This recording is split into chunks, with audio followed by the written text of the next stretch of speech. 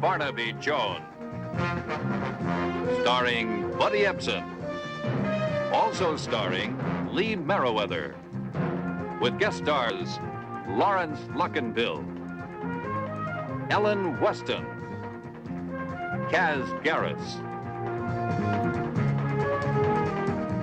Tonight's episode, Time to Kill.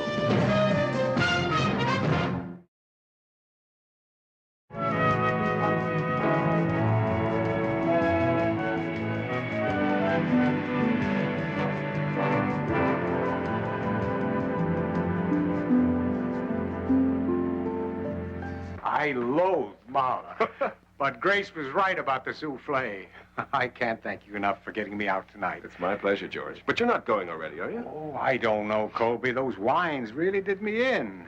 Maybe I ought to pass on the cognac. George, it's a 1938. Like a good woman, it won't stand neglect much longer. 1938, a memorable year. Just you wait.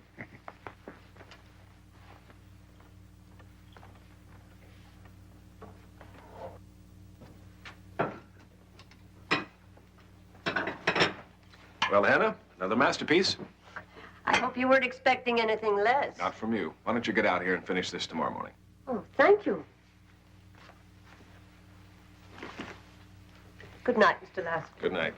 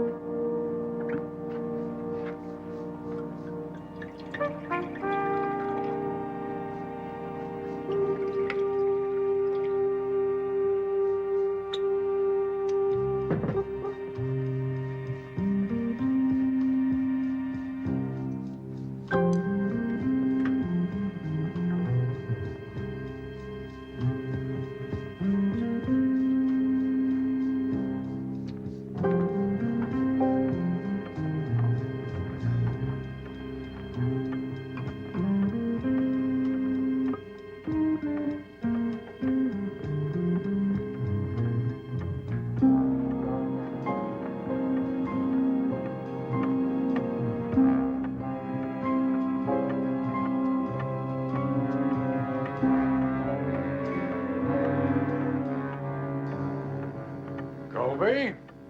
In here, George. I was beginning to think you weren't sure it was aged enough. You tell me.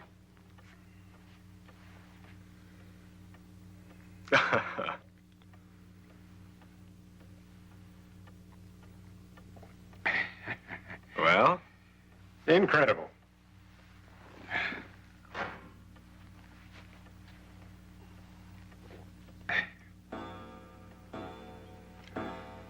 $11 already? It's the perfect time to enjoy rare old cognac. And even rarer Havana cigars. Where'd you get these? Havana, of course. Now, George, as I was saying at dinner, California vineyards are an investment that cannot afford to be overlooked. A vineyard? Yeah. I've been doing some checking up around Calistoga. Do you have any idea what the profit is on owning all those fields up there? In less than 5 years, the return on your investment... George, the return on your investment... George. George.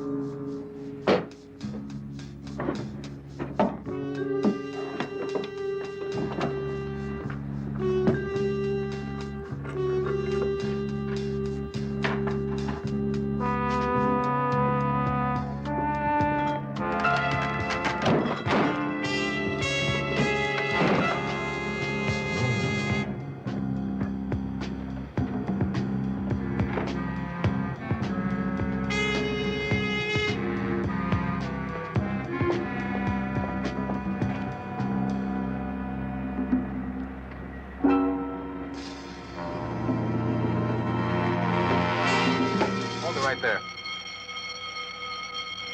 Now turn around. Nice and easy. Put your hands on the window.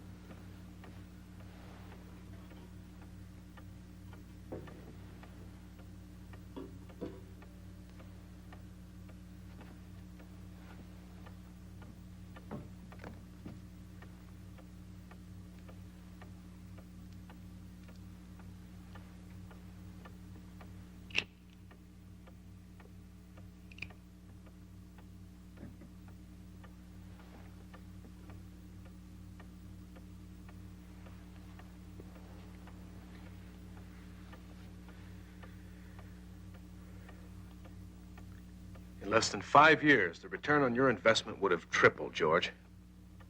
George. George. What? I was talking about vineyard investment. Ownership near Calistoga. Oh, I must have dozed off. I think you were about to. I told you we should have saved this for some other evening when I could relish it, wide awake. Well, I suppose you're right.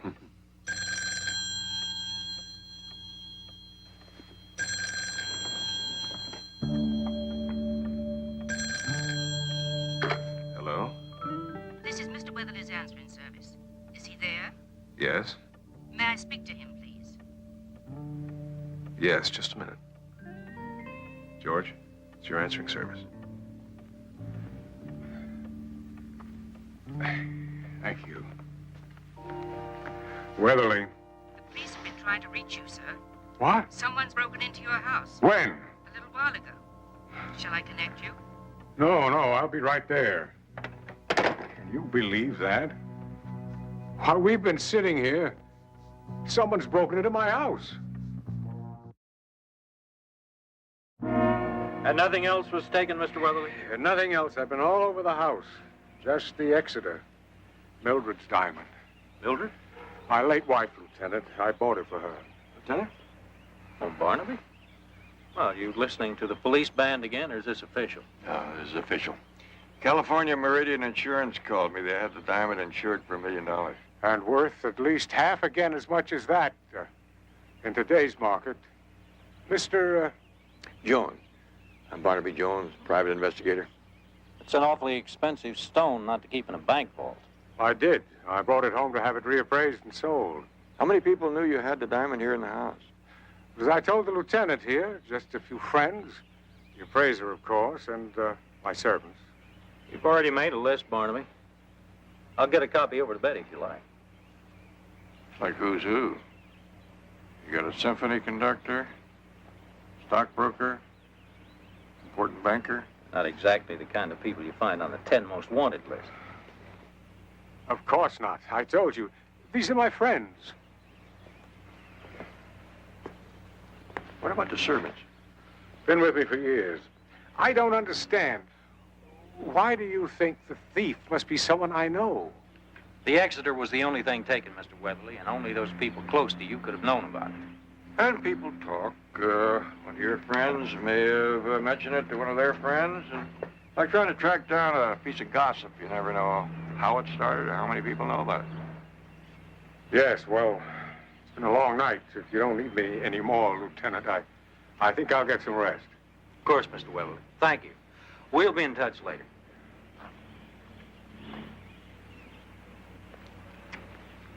That could end up being a long list.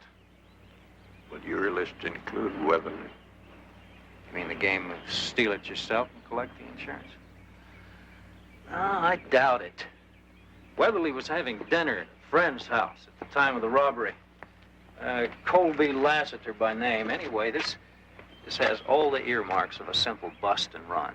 The thief broke in here, went straight to the desk, got the stone, and hightailed it out. You'd figure he ran into the patrolman on the way out. They must have. There was a struggle. The guard was shot at very close range with his own gun. Thief must have been pretty sure of himself to set off the alarm with West Oak Security 10 minutes away. Look, Barnaby, do you mind if I send you the full report later? It's been kind of a long night for me, too. You tired?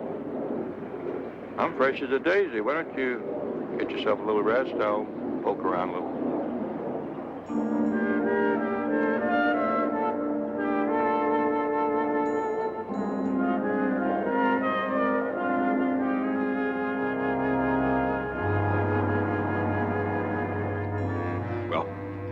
You're right. I am a little more impressed with you now. I had no idea it was the Exeter diamond that we were talking about. Can you cut it? Have you heard of the Cashman diamond? Oh, yes. The man who recommended you in Marseille said that was your work. Mm-hmm. You see, I come recommended. You arrive without a name and no credentials. This is all you have to know about it. Oh, but I know a little more about you than this, my friend. For instance, you're an amateur. A lucky amateur. Too bad about the security man. A professional would have handled it better, n'est-ce pas? Are you, finished? With this or with you?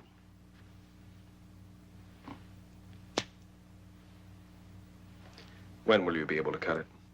Tomorrow, 2 days, maybe a week. First, I study the photos, mark the sketches. I haven't got a week. I will get in touch with you. How? Oh, no. I will get in touch with you.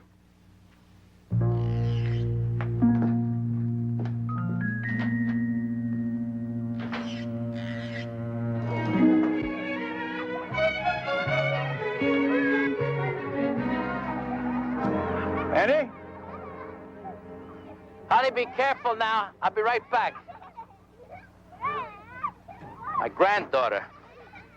Babysit for now that I have all this time in my retirement. I can keep you working for a while, Andy. Yeah, Betty told me. The Exeter, huh? Boy, that rock must be worth a pile of dough. What do you hear in the street? Not a rumor. Frankly, I don't think I'm going to pick up much out there on this one. What do you think? About the same as you. The job is too crude to have been done by any of the folks you know. I figure it was an amateur with good inside information. It's not my turf. Cutters are. I think he's going to have a hard time disposing of a stone of that size and reputation unless he's syndicate connected. I could ask around on it. I think you do better to concentrate on who our friend might get to cut the thing. Smaller it is, easier to get rid of. Now, a diamond that size is going to need a specialist. There are not too many guys around that can handle it. There's Jerry Bonner, but he's in a slammer. Doug Spivak, he's too old. Wait a minute. There's a new guy around town I heard about. A Frenchman. What do you know about him? Nothing. Find out. Still only half? You get the rest when you come up with an answer.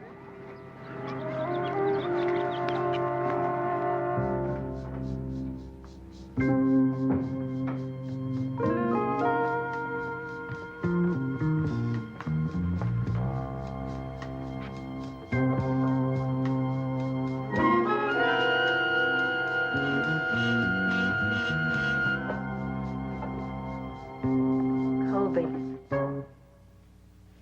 Not even a hello for your prodigal wife? Don't tell me you're still mad at me. Claire, you know I can never stay mad at you.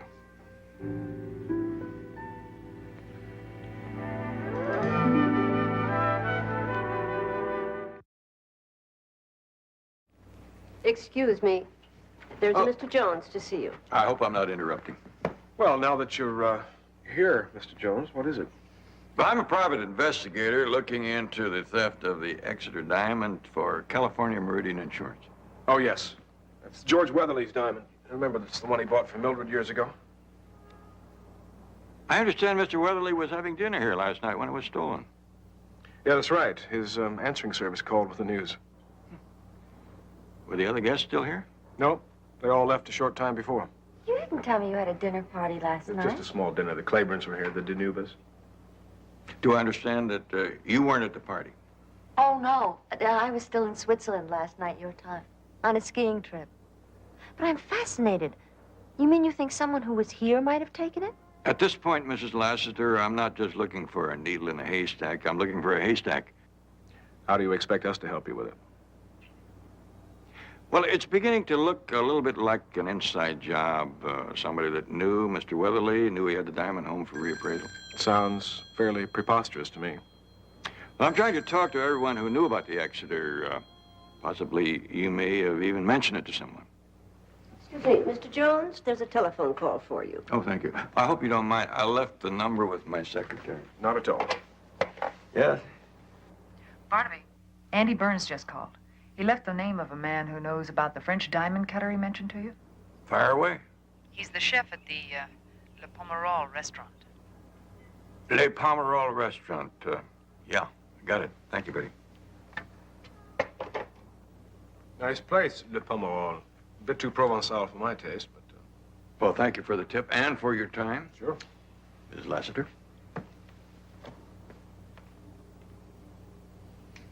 Colby, when I called you from Geneva, the airport, it was Monday morning Swiss time. That would be Sunday night here, between 10 and 11. So? The line was busy. When I was here with George? 3 separate times. I had the overseas operator keep trying for over an hour. Line must have been out of order. But you said George's answering service got through. Oh. Well, but they weren't calling from overseas, now were they? No, the line trouble must have been at your end. That's possible. Of course it is.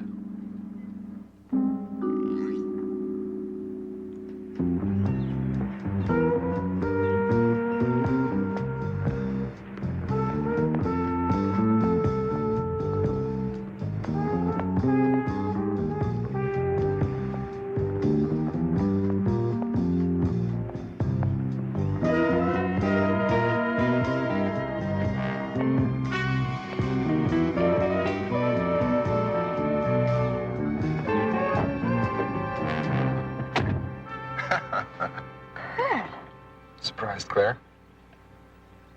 What are you doing here? Well, what do you think? You left Switzerland without even saying goodbye. Followed me? What? Can't you guess? I had no idea that... You supposed my affections were just part of the lessons?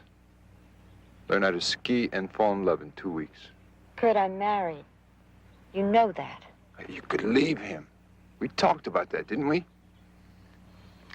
Oh, look, I never meant for it to go this far. I didn't think you did either. I'm sorry.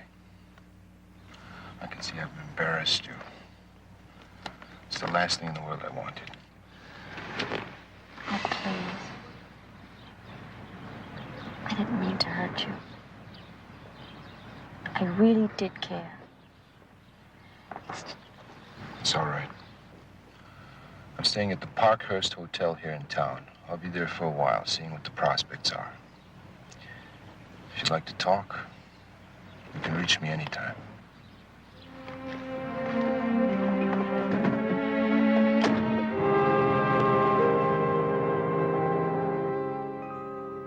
No closer to the source.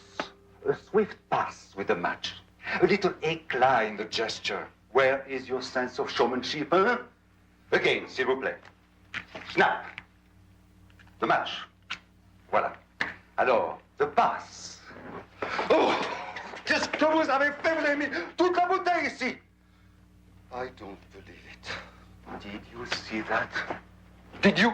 Yes, very colorful. If I may suggest, he could use a little practice. You heard? Over there. Practice! He will never get it right. Once a short order cook, always a short order cook. What can I do for you? I'm Barnaby Jones. A friend of mine, Andy Burns. Oh, Andy Burns? Yes, he told me that you might be knowledgeable about a diamond cutter who works in this area. In this area? In Marseille, perhaps, but not here. Who are you looking for?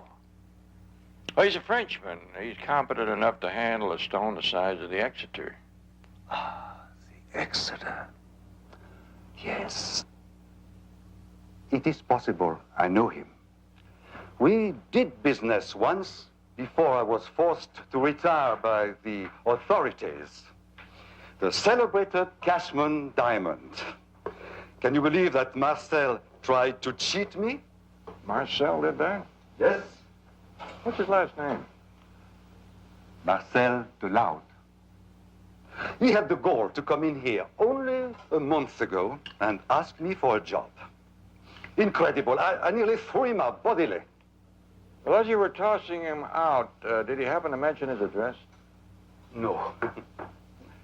Well, no matter. I have some friends who owe me favors down at the Bureau of Immigration. Thank you very much. Oh, Monsieur Jones. You will come back to dine, perhaps. I have some superb coquille Saint-Jacques you might like. Scallop. Yeah, I'll be looking forward to that. The place is still here.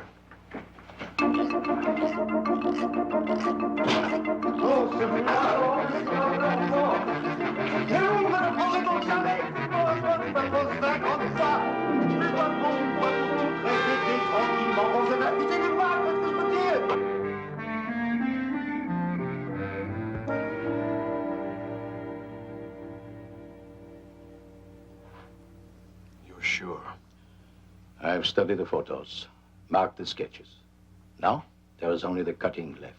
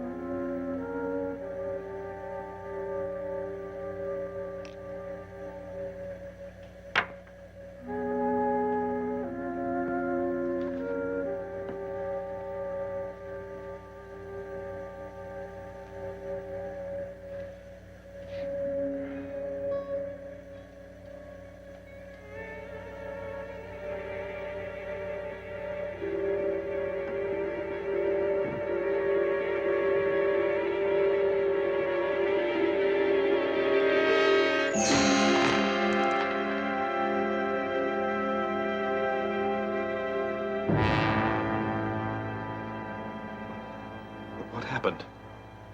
I don't know. These things, they happen, but rarely. So rarely. How could it? Some flaw. Infinitesimally small. No one could see. That can't be. That's impossible. Diamonds don't crumble like that.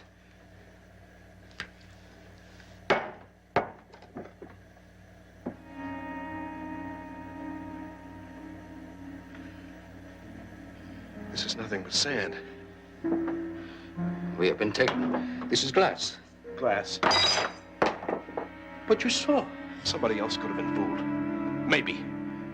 But not you. You're a diamond cutter! I was concentrating on the angle of the blade. I didn't hijack the stone. That stone has not been out of my possession until I handed it to you just this minute. That's it. That's gotta be it. You switched it. How could I? Are you sure? Where is it, Marcel? In your pocket?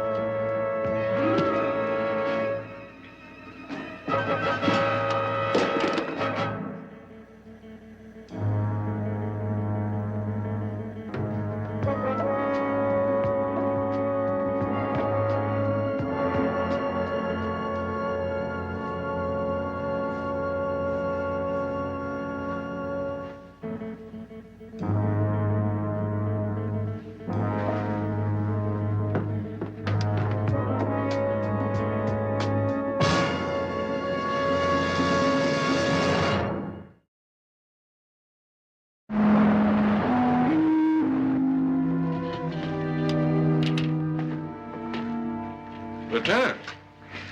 Well, I see you got my message. What message? Until a half an hour ago, I was with a friend of mine in the Bureau of Immigration trying to find this address. Was that Marcel DeLau they just wheeled out? Yeah. One of the neighbors found him. When we got here, there he was. And there were these.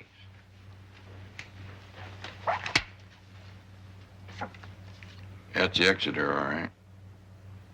And pieces of glass all over the floor. Glass. Looks like Marcel tried to pull a duplicate on our friend, the thief. But he was too smart to fall for it, huh? Any evidence as to who our friend is? No. Well, we know one thing about him. He's still in town. But what does he do now? Look for another cutter? Maybe. Maybe he thinks it over and makes a phone call to California Meridian.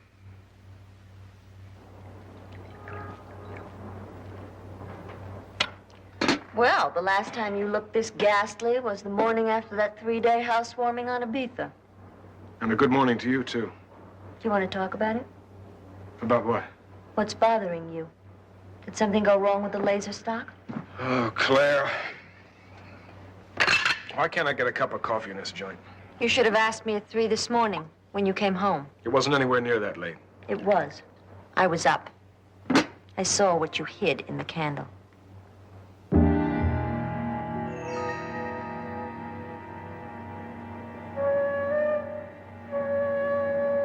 And then there was this, in the morning paper.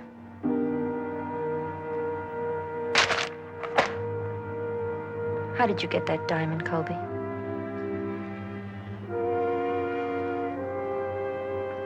You seem to have put it all together. You did it yourself? Like always, you underestimate me. There are 2 men dead. That couldn't be helped. All I planned to do was steal the jewel. Why? For us. That fight in Nice, it was about money. Money! You and I never thought twice about money before. George's fortune does not rest on that diamond. It was in his home. It was going to be so easy. No one would be hurt. Except that guard. Claire, he caught me. I didn't want to kill him. Why did he have to pick that time? And this diamond cutter, DeLode. Do you know what he was trying to do? After all I went through to get that stone, he wanted to steal it. He was trying to substitute a glass phony. And he pulled a gun on me. I had no choice, Claire.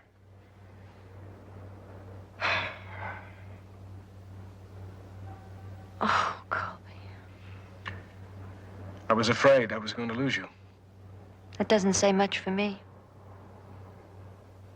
I couldn't have taken that, living without you. I would have done anything.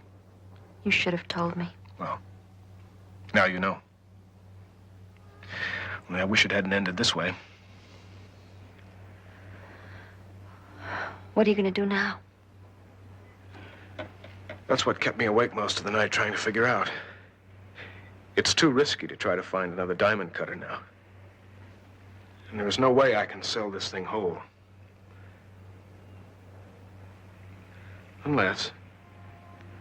I sell it to the right buyer. Now, according to the call, the thief wants $400,000 for the Exeter. Green. Black. Thank you. Now, that still saves the company over $500,000, considering that we're still in the old appraisal. So we've decided to agree to the buyback. Well, that sounds like quite a bargain to me, if I've ever heard one, Mr. Reynolds. And California Meridian wants Barnaby to be the go-between, knowing the thief has already murdered 2 people. I don't think we have to worry too much about that, Lieutenant. These 2 cases look like self-defense, sort of. I think he'd be more careful this time. Yeah. If he's not getting used to killing. Look, Barnaby, I'm not letting you go to any drop points without us looking on. Oh, wait. The man specifically said no police. I don't care what the man stated, Mr. Reynolds. Barnaby wears a transmitter and stays in our sight, or I'm not going to let him go through with it. Mr. Reynolds is afraid you won't be discreet. Oh. Well, tell him about my 2 years on the Vice Squad. You hear that, Mr. Reynolds? We are go.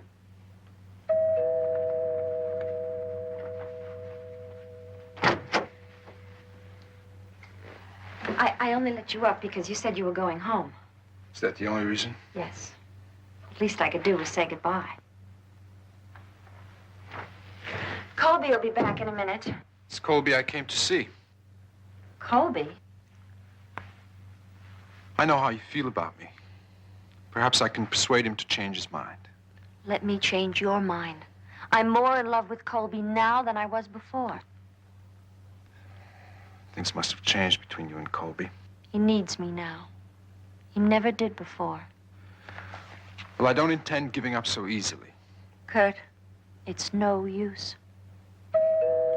Please go through the kitchen. Why should I? I haven't done anything. Kurt, don't do this to me.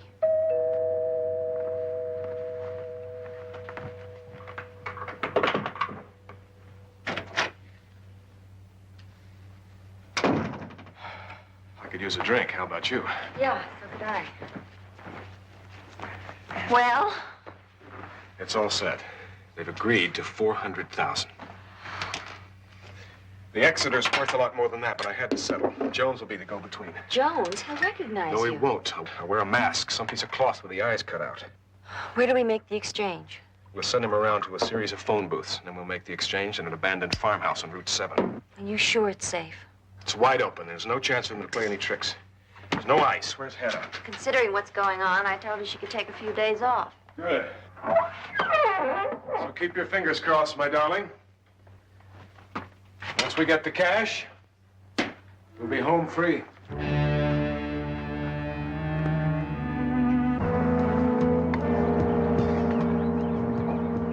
Diamond?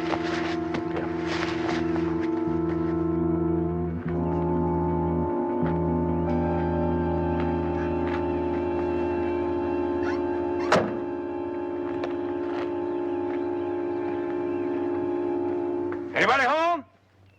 Turn around, please. Face away. Put the attaché case on the ground.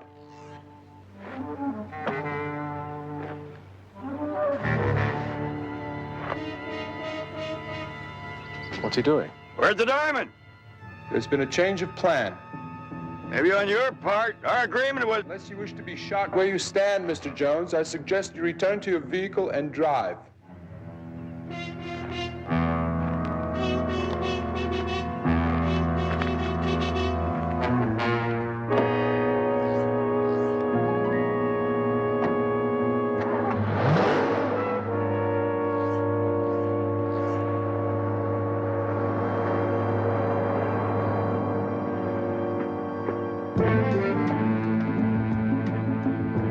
Who the hell is that?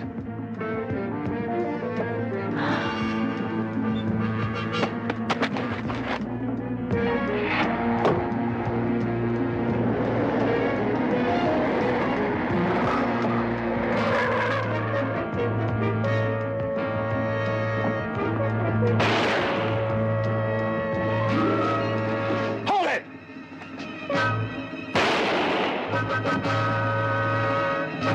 Kurt.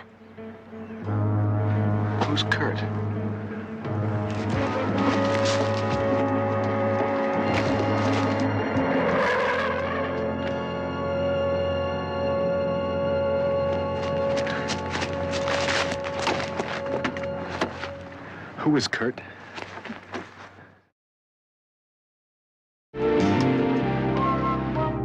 Thanks, Lieutenant. I'm sure Barnaby's anxious to know. Right, bye. Wait. Don't tell me, let me guess. Our friend in intensive care is from Switzerland. He is either a bobsledder, a ski instructor, or a mountain climber.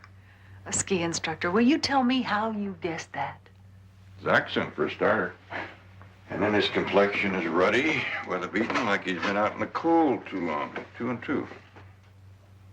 You are going to tell me how he fits into everything. I have an idea. Yeah, but Lieutenant Biddle said they didn't find the diamond on him. Well, maybe he didn't steal it, but he knows who did. But how? He just arrived from Geneva a couple of days ago. And Mrs. Lassiter just flew in from Switzerland on Monday. Ski trip, she said. But they were both out of the country on Sunday when the Exeter was stolen. Colby Lassiter wasn't. But that's impossible. I thought he was with George Weatherly during the time the diamond was stolen. So did I. Colby, There's nothing to say. take me with you. I don't think so. Please. There's no time to argue. You heard the radio. If your boyfriend regains consciousness, I'm sure the first thing he'll do is tell him about me. At least let me finish about Kurt. I don't want to know. I consider myself lucky to have ended up on the right side of what was probably a very neat double-cross. He followed me here on his own. I didn't ask him to come. You didn't tell him about the meeting with Jones at the farmhouse? No. Kurt was here when you came back from making the arrangements. I was telling him it was over between us. He went out through the kitchen, and I thought he was gone. But he wasn't, I guess. He must have stayed in the kitchen and overheard everything. I really do want to believe you. It's the truth. I have no reason to lie to you now. Wouldn't you? With Kurt suddenly out of the picture? Oh, Colby. You said you did this for me. I love you. Don't leave me behind. All right. Get your things.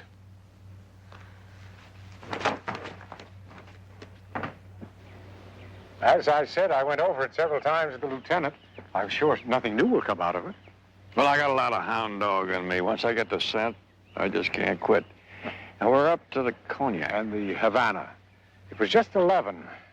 Colby has this antique grandfather's clock. Perhaps you've seen it. Well, after that dinner and all that wine, plus the cognac on top of it, well, I must have nodded off for a moment. It was then that I... Is something the matter? Cognac, nodding off, waking up. What happened exactly after you nodded off? Well, let's see. I took another sip of the cognac, I took a puff on my cigar, and then I got up to thank Colby for a pleasant evening, and...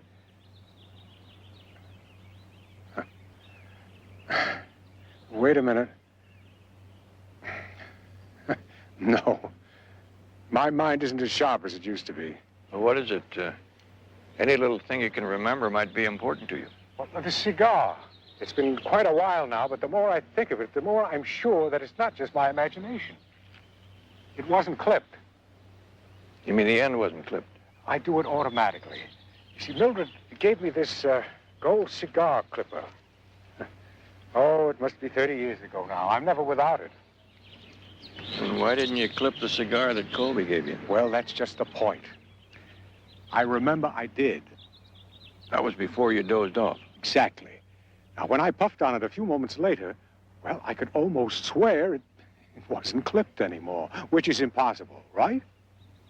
2 cigars. How about that? What time was it when you dozed off? Well, I told you it was 11. Is that on your wristwatch or on Colby's grandfather's clock? Oh, no. I don't wear a watch anymore. Retired mine when I retired. Swore I'd never wear that little ultimaker again. Well, what are you getting at, Joe? A trick with time, Mr. Weatherly. A trick with time. Yes, this is the only way out of the building that isn't covered by the closed-circuit TV system. It's an emergency fire exit. People can get out through here all right, but they can't get in. Unless... Could I use some of that cleaning powder? Oh, sure. What are you going to do? A little dusting.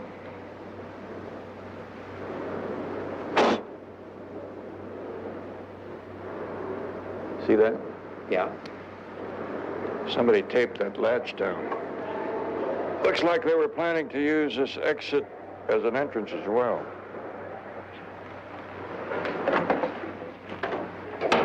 Somebody in the building? Yeah, someone who wanted to leave for a while, then come back without the man at the desk noticing.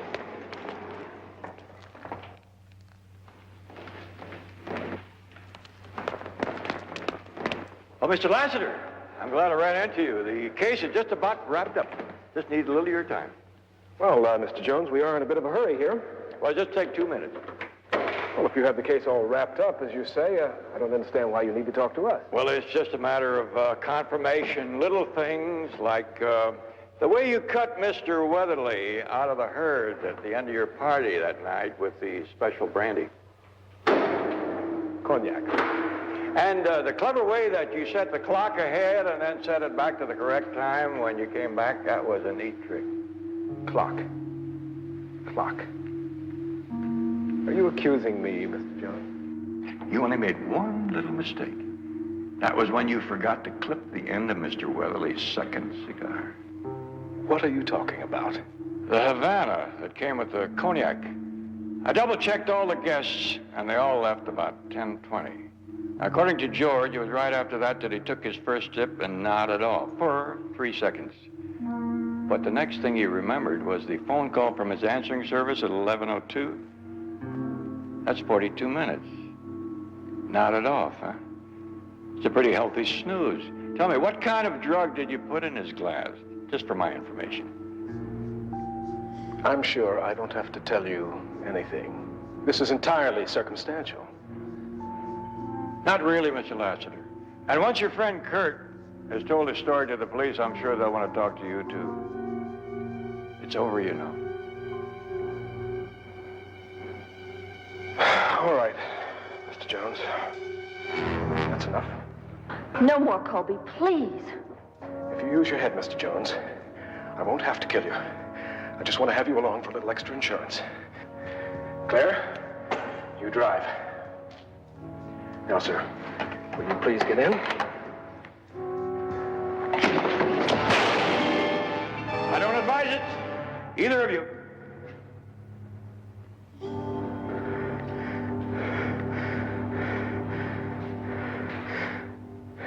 You're right, Mr. Jones. My compliments to you. Would you please convey my apologies to George Weatherly? Get the police. Yes, sir.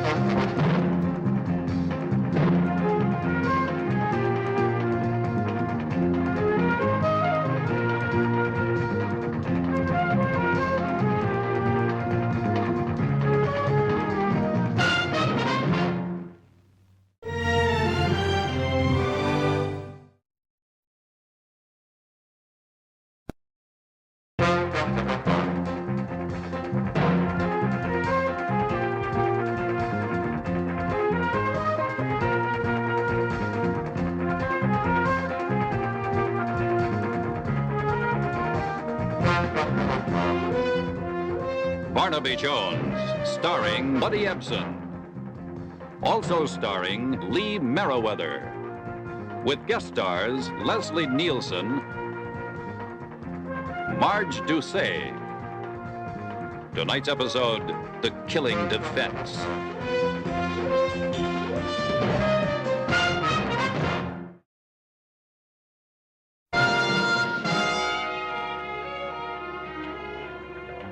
Could we, let's see, Mrs. Anthony, could we get just one of you kissing your husband? Absolutely. I may never stop kissing him. How does it feel being a free man? Oh, great. Never felt better. Mr. Anthony, can I ask you, since the jury has found you innocent, could you care to take a guess just who did steal the Markova jewels? Oh, no. I'm just grateful the jury exercised their best judgment. Of course, I owe a lot to my counsel, Mr. Brendan, here. Counselor, did you have any doubt about the outcome? My client had an airtight alibi.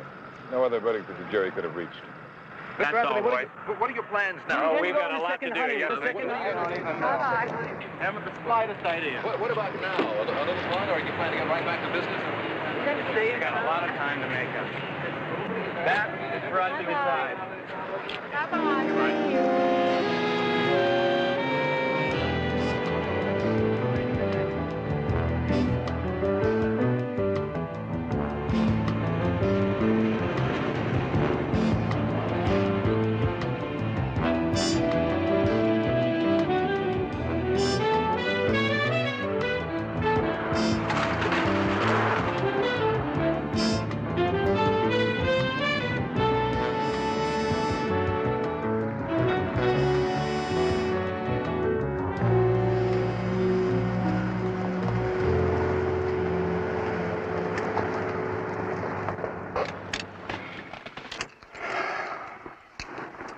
This is it, darling.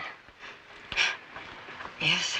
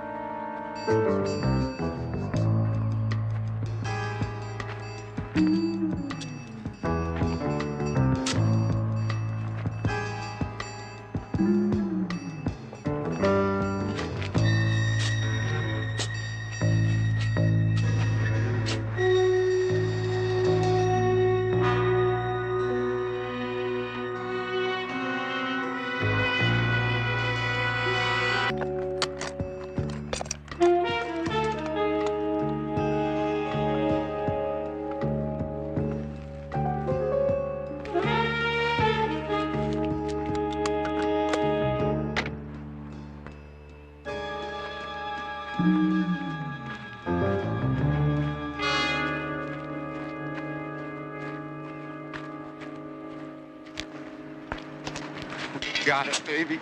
We're home free with $1 million worth of stones.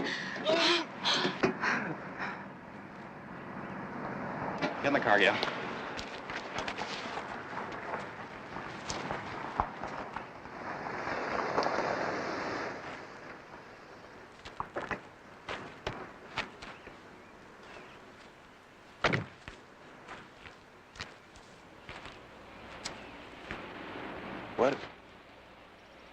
What are you doing here? Well, can't you guess, Doug? What do you got in the box? Oh, now, wait a minute. Well, why do you think I worked so hard to get you acquitted? You know, from the first time we talked, I knew that you were guilty. You remember when I said we'd settle my fee later? Well, we're going to settle it now. Listen, Brandon, we can make a deal.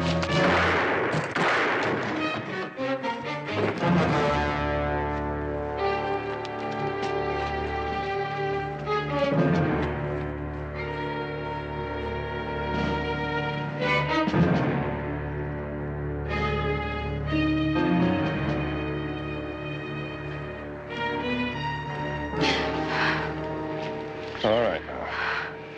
That's it. The worst is over. What are you going to do with him? I'll take him back in the woods and bury him. Now, you go on back to town. No need for you to stay around here. Bill Everett of the insurance company told me about your loss and asked me to see if I could help you since he couldn't. Yes. One of my attempts at thrift was to let the insurance on the jewel collection lapse. I'm afraid it was a very foolish economy. I understand you just took the jewels out of your safe deposit box because you were going to sell them. Oh, thank you. Yes, an appraiser had made an appointment to examine them. The day he was to come, I had a visitor, the son of a dear friend. That's Douglas Anthony, the young man that they found innocent today. Yes, he said he was in desperate need of money. and had some scheme to use my name and photograph for a promotion that would make him wealthy. I turned him down, of course. And then the appraiser phoned, saying that he would not be able to come until the next day. I spoke to him about the jewels. Douglas was sitting there where you are now, Mr. Jones, taking in every word I said. Then he knew that the jewelry was going to be in your apartment overnight. It was Douglas. There's not the slightest doubt in my mind. Seems to me the young man's pretty lucky to have been acquitted when you're so positive. Oh, luck had nothing to do with it. Douglas claimed he was in Palm Springs at the same time that I saw him here in my apartment. Douglas and his lawyer presented witnesses, and I could see that the jury thought I was just a senile old woman.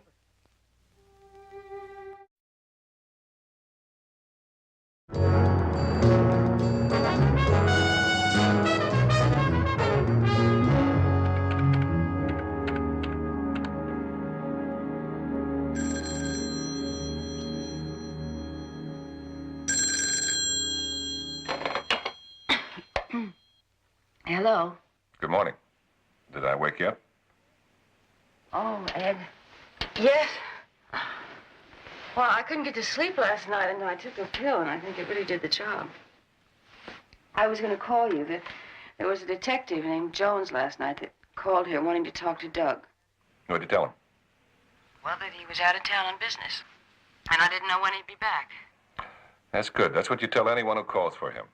And eventually they'll give up. Yes, I suppose they will. What is it? You sound kind of down. Well, how should I sound after what we had to do to Doug yesterday? Now, listen. You forget about that. Now, you think about the future. Don't you think about yesterday. Oh, sure. Except I'm not looking forward to the next few weeks. I wish we didn't have to wait. I wish we could leave for Europe right away. Everything has gone according to plan. Now, let's not spoil it by getting over anxious. We'll just wait a month, and we'll leave separately. I'll go to Amsterdam, and I'll sell the jewels there. You go to Spain. Then we'll meet at the Costa del Sol somewhere and have a long, lazy vacation. Yeah. You're right. Okay. Hold it a minute, will you? I'm sorry, Mr. Brennan, but there's a Mr. Jones waiting to see you. He says he's investigating the Markova jewel theft. All right, send him in, but tell him I can only spare a minute or two. Look, Gail, look, I'll call you back later, all right? I love you.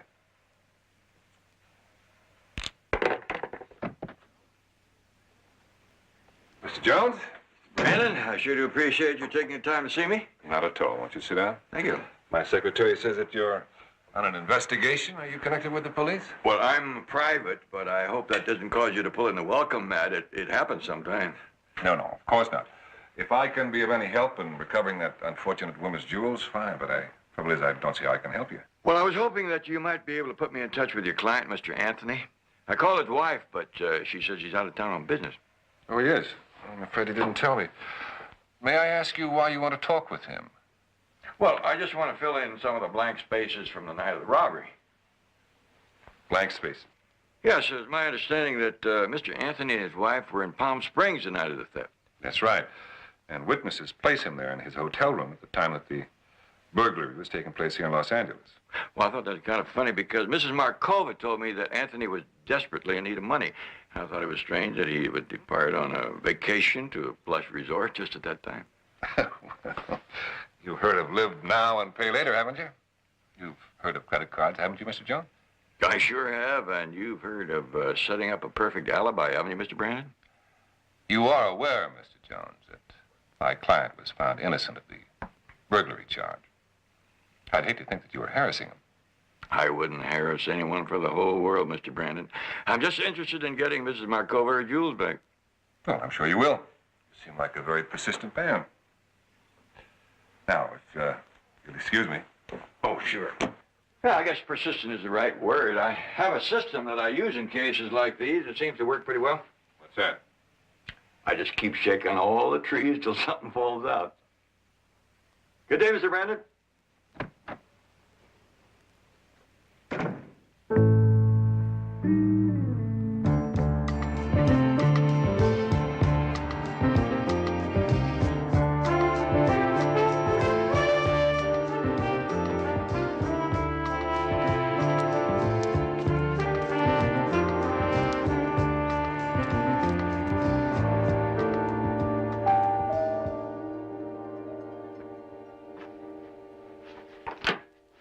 Miss Anthony, I'm Barnaby Jones. I spoke to you on the phone yesterday evening about getting in touch with your husband. Oh, yes, I remember. Have you heard from him? I'm afraid not, Mr. Jones, and you'll have to forgive me, but I'm on my way to the cleaners and to the hairdresser. Well, the least I can do is give you a hand with it. No, it's... No, it's no trouble at all. My car's right over here. Oh, your husband has his own car? No, we just have the one. He must have gone on a short trip if you didn't take the car. He flew, Mr. Jones. You know, on an airplane. I drove him to the airport myself yesterday. Oh, what airline? You happen to remember? It was KBL, I believe. Now may I have my cleaning? Standing here visiting with you, I forgot it was yours. I'll put it in the car. Thank you. You know, there's one thing I think I'd put on my list of things to do today. Go to a car wash. I will. It's like red clay. Only a couple of spots out of town where you can find it around here. Really, I'm sorry, I haven't the faintest idea what you're talking about. It's like the same kind of clay you got on your sweater here. Maybe I got it from the car. Now, really, Mr. Jones, you're making me late. You know, I think I'll run a test on this in my lab to see if I really know what I'm talking about. You know, I like to kind of check on myself when I make a guess how where a certain kind of soil is coming from. Oh? Thank you very much for your time, Miss Anthony, and drive safely.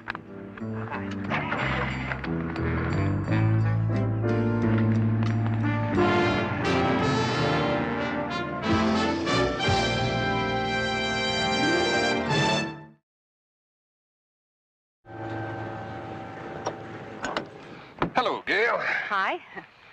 Something wrong? Well, the detective came by this morning. Who, Barnaby Jones? He's still looking for Doug. Yeah. He's by the office early this morning, too. He gets around pretty good, that fellow. Ed, he took a sample of mud from the car. A sample of what? Well, there was mud all over the car from that wet place in the road where Doug is buried.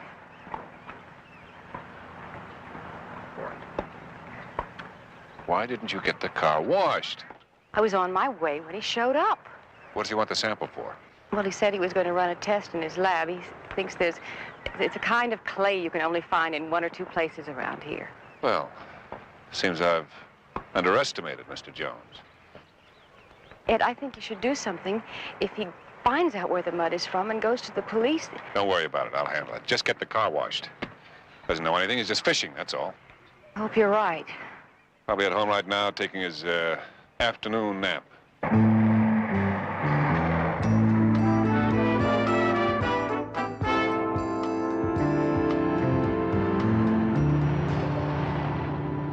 I read the transcript of the Anthony trial. You made a very good witness for the defense, Miss Craig. Call me Dodie. Everybody does in Palm Springs. I just told the jury what I saw that night. I understand you were serving drinks in the bar the night the Anthonys were in here. Yes, I distinctly remember them because they were having a fight. Oh, a real fight with name-calling and screaming? Well, maybe not that bad. I mean, they weren't loud enough to get thrown out or anything.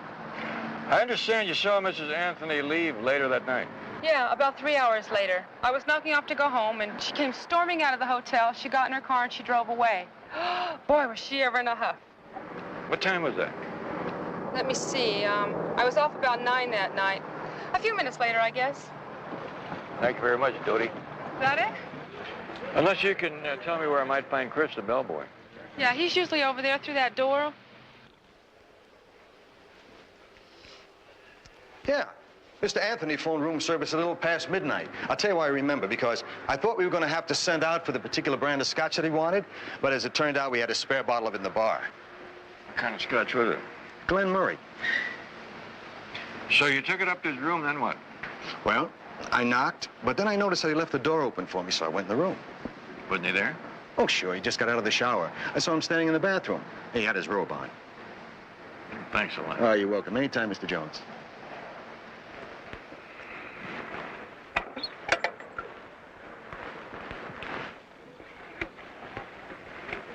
Operator, want to make a collect call, area code 213-555-7650. Barnaby Jones' office. May I help you? Yes, operator. I'll accept the charges. Oh, Barnaby. Yeah, I just got back from the airport. KBL Airline has no record of having sold Doug Anthony a ticket anywhere. And neither do any of the other airlines. Well, now, isn't that interesting? Have you had any luck down there? No, it's kind of dead down here. If Doug did steal those jewels, he had arranged to be two places at the same time, looks like. I might as well come on back to L.A. No use hanging around here. All right. I'll see you in a couple of hours. You're early. I said after 9. Yeah, well, I guess I got anxious. You mentioned money, and it's been a little lean out there. That's right. You get the money off the little job I got in mind. What's that? Right up your alley. Simple burglary. Bustin'? I don't know. Listen, I didn't collect for that last rap I got you off. Now, you owe me. I'll forget about it, and I'll throw in a couple of hundred. Otherwise, Sam, I just gotta collect. Well, what do I grab? You don't grab anything. It's just a little transplanting.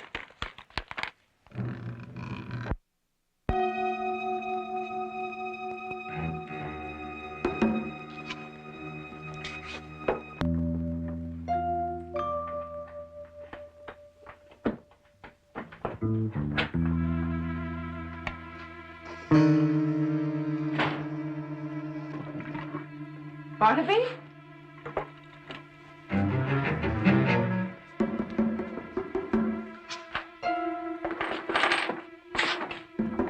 Barnaby? Barnaby?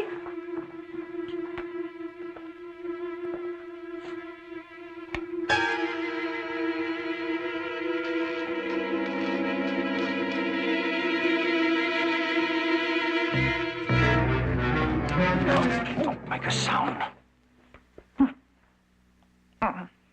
Easy does it. Let's go.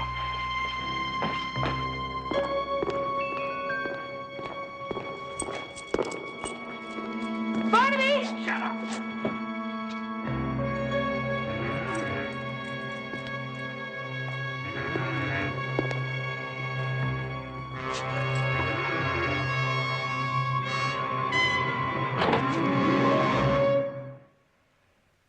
Take it easy, friend. Just let the lady go and walk on by. Get rid of it. Sure. Come on in.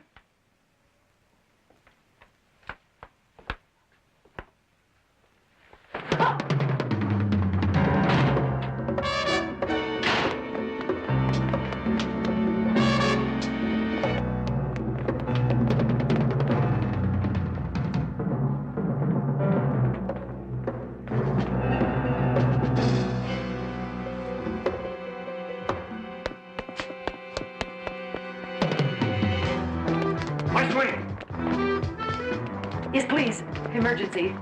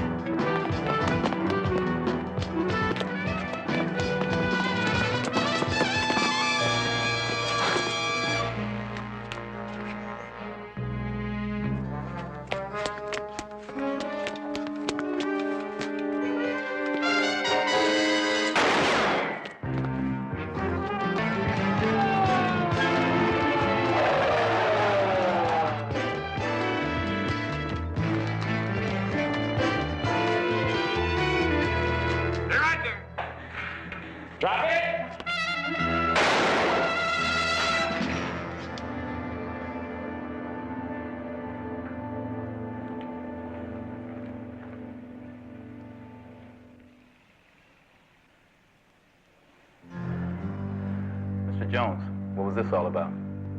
Wish I knew. Because you sure can't tell us now.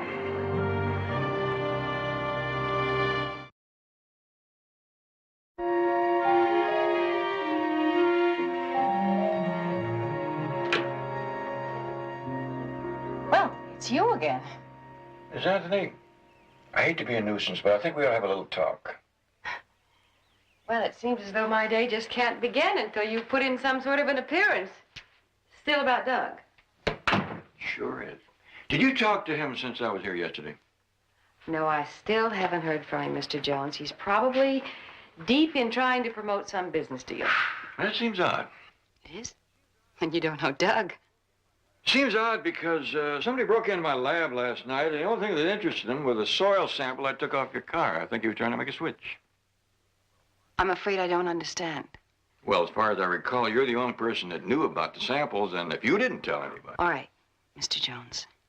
Doug did phone me last night, but he didn't tell me where he was calling from, and that's the truth. I have no idea where he is or what he's doing.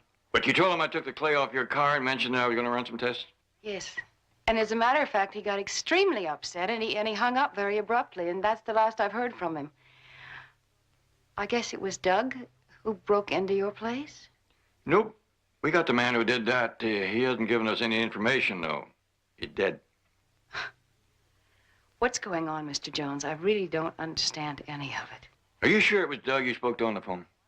Of course, yes. Why would you ask? I don't know. I'm getting kind of a funny feeling about Mr. Anthony, like something happened to him, an accident or something. An accident?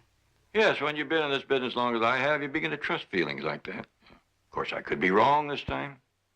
Anyway, thank you, Miss Anthony, and if you should happen to hear from Doug, give me a call. It's all right. I'll find my way out. Thank you.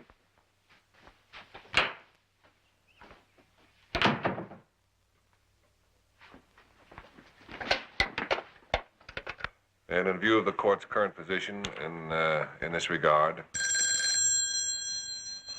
You want me to get there? No, it's a private line. Hello?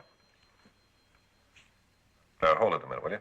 Why don't you start transcribing that now, and I'll finish it later.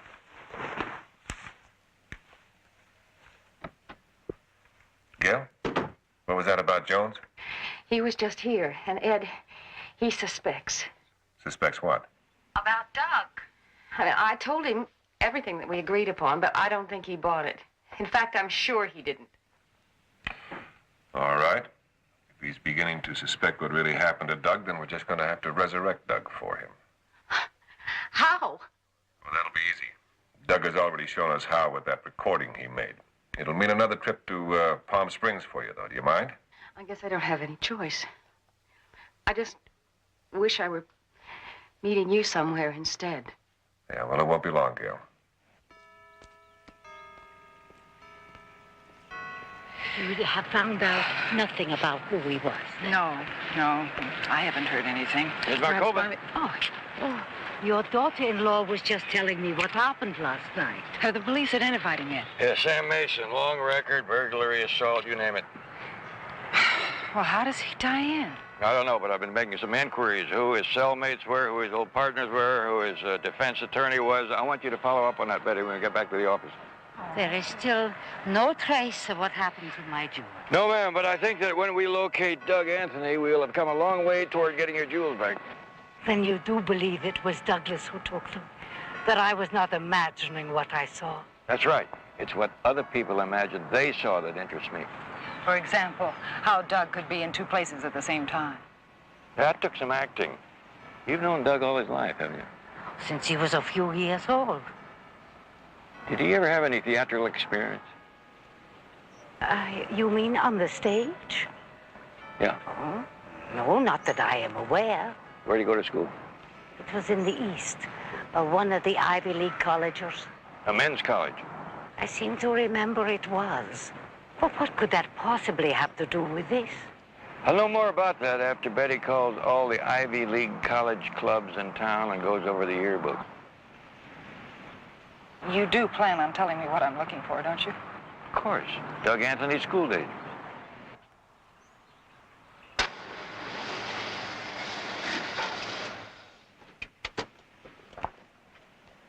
some bags in the back. Would you get them for me? I'd be glad to. Thank you.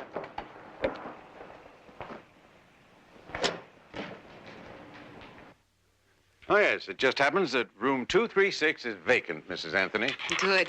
My husband particularly wanted the same room. He's rather sentimental. Mr. Anthony is going to join you then? Yes, he'll be arriving later this evening. Oh, that's fine. It's nice to have you both back with us. Thank you. Have a nice day. Thank you.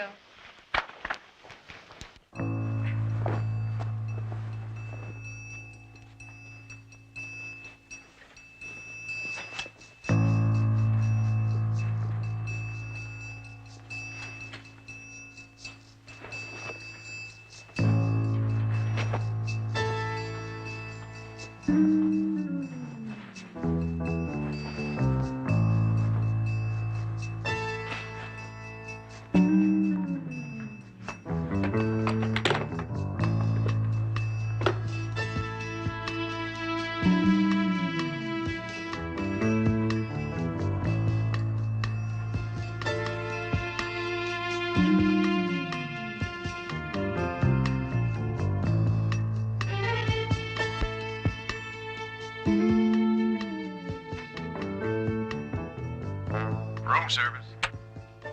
This is Doug Anthony, room 236. We sent up a bottle of Glen Murray Scotch, please. And just leave it if I'm in the shower. Thanks a lot. All right, Mr. Anthony.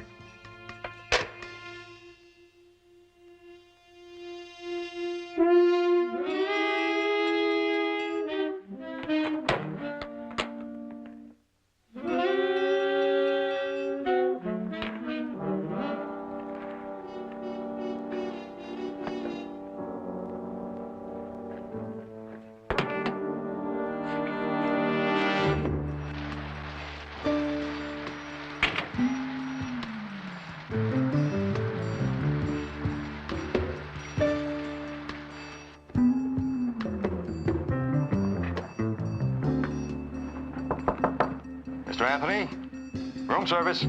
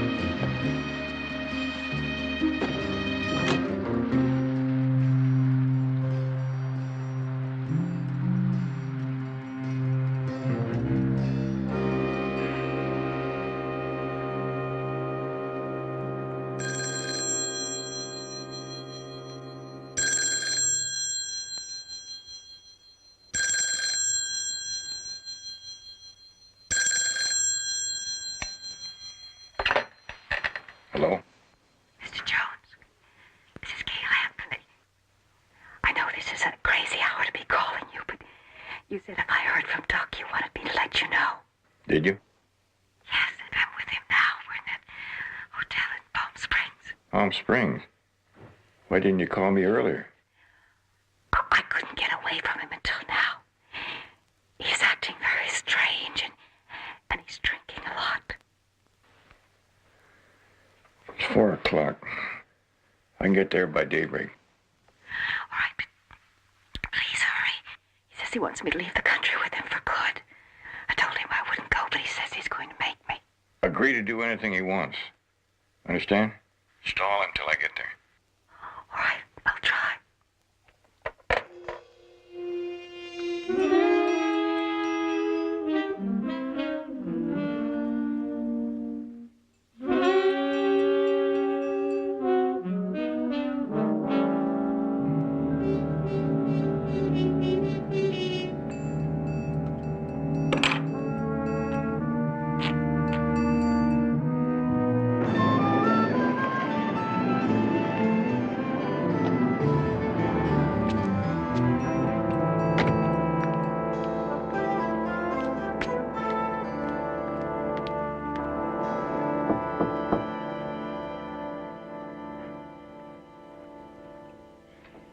Yes? Who is it? Barnaby Jones, Mrs. Anthony. Mr. Jones, come in. I'm so glad you're here. We had a terrible fight right after I talked to you, and I'm afraid I just couldn't stall him.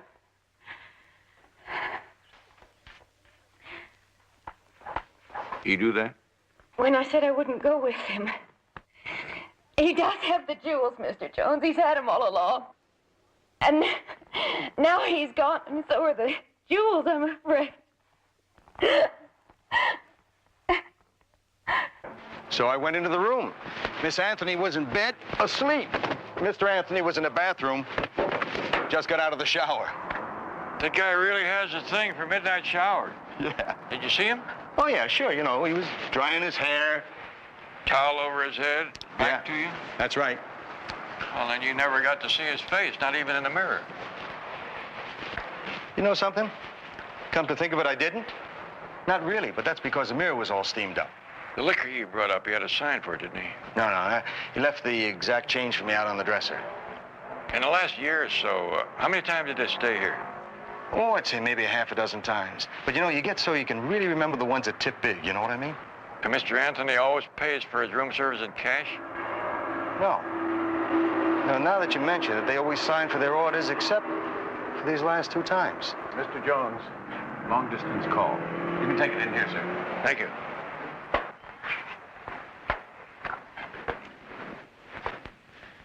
The blue phone on the desk. Thank you. Hello, Barnaby Jones speaking. Oh, hello, Betty. What's going on? I thought you'd want to know about this right away. It's about the man who was killed the other night after he broke into the lab, Sam Mason. Barnaby, the last time he went to trial, almost 2 years ago, he was defended by Edward Brendan, Doug Anthony's lawyer. Mr. Brandon. Well, now, doesn't that take the long arm of coincidence and wrench it right out of the socket?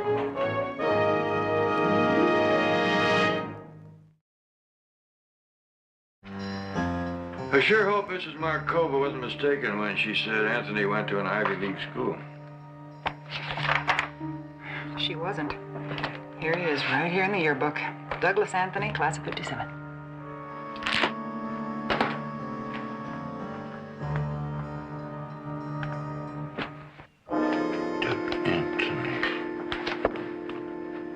You know, unless I'm mistaken, this school has an annual undergraduate show in which some of the fellows dress up like girls and do dance numbers. Here it is.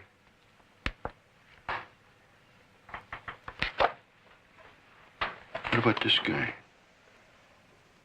Could be. Douglas Anthony. That's how he did it. That's how he got out of the hotel and up here to L.A. While everybody swore it was Gale who took off after the fight, didn't he?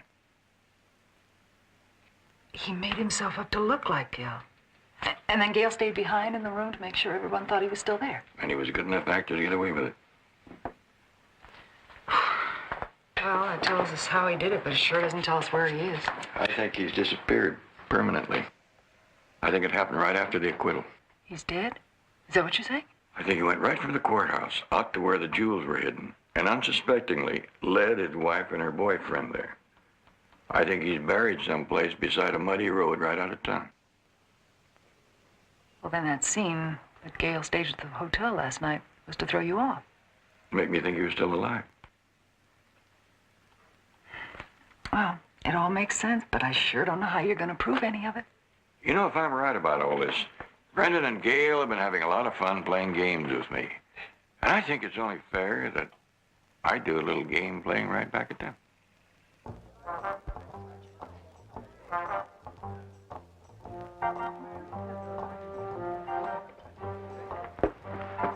Miss Anthony, nice to see you again. Thank you. Well, it looks like you got over that ruckus down in Palm Springs. Oh, yes, I'm feeling much better, thank you. What do you have? A daiquiri, please. Lady, we'll have a daiquiri, please. Mr. Jones, when you called this morning, you said you may have a possible lead as to Doug's whereabouts. Yes, I thought I did, but now I'm not so sure. A contact of mine in New York called, said he had seen somebody answering your husband's description in a hotel there. Well, Doug could be in New York. He has friends there.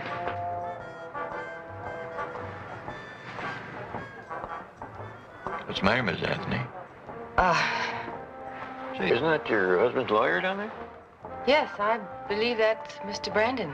Looks like he's thinking of giving up bachelor life. Bachelor life? Yes, I've seen him in here with the same girl every day for the past week now. Oh, thank you.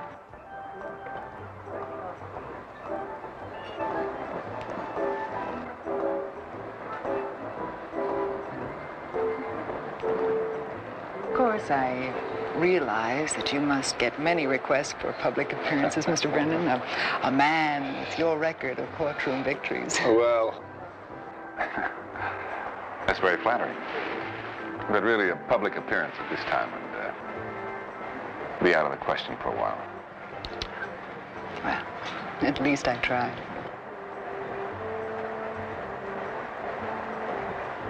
Were you ready? Would you excuse me for a moment? Yes, certainly. Thank you.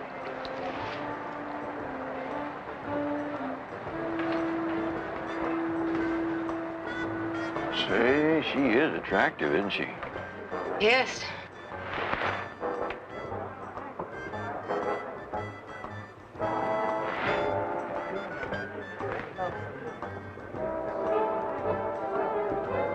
What's the matter, Miss Anthony? The bartender make you drink too sour? Excuse me, Mr. Jones.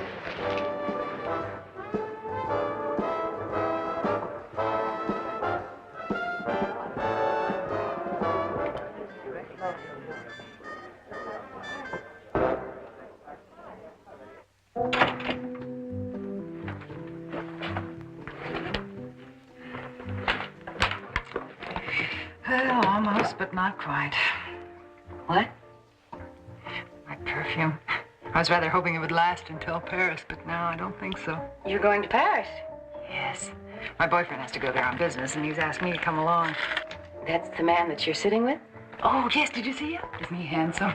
I'm gonna try and get him to propose to me. Well, who knows? Paris is the city of lovers.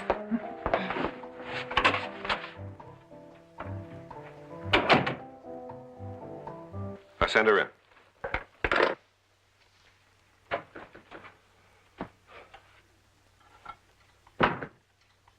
Well, this better be important. You're coming here like this.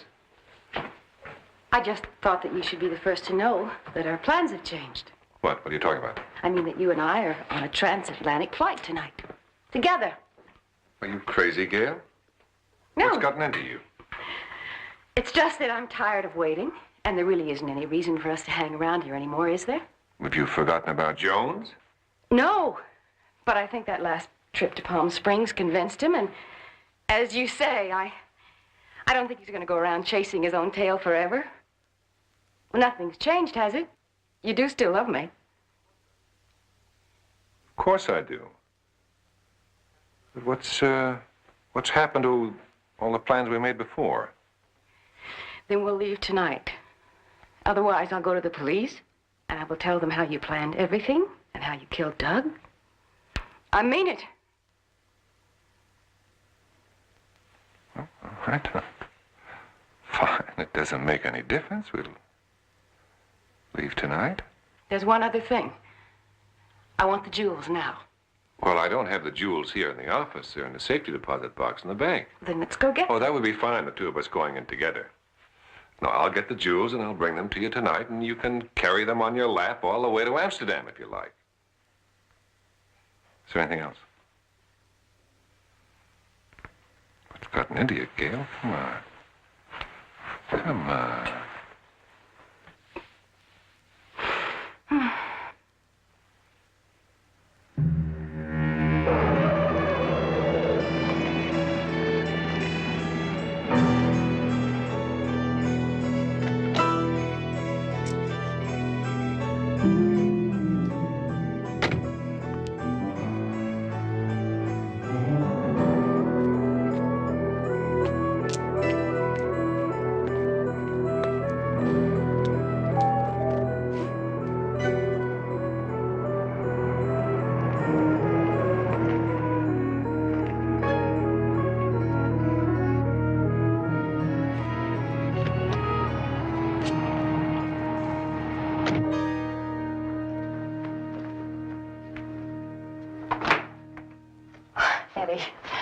so glad you're here. Oh.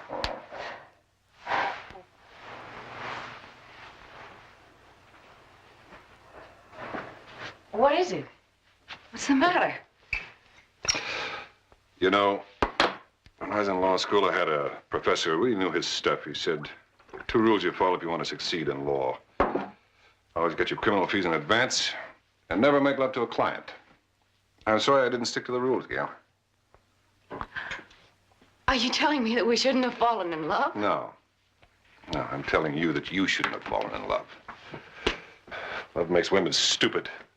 Just how stupid I didn't know until I heard you this afternoon, threatening to go to the police. You never intended to take me to Europe, did you? That might have worked out, too, if you'd been able to do what I told you. But apparently that's not going to happen now. I'll change. I'm sorry. No, I'm sorry, Gail. We're going to have to split up this partnership, and there's only one way to do that. I just figured that Doug came back and finished off what he's supposed to have done in Palm Springs. No, please. Ready? Jones. Drop it in the chair right behind you, nice and easy.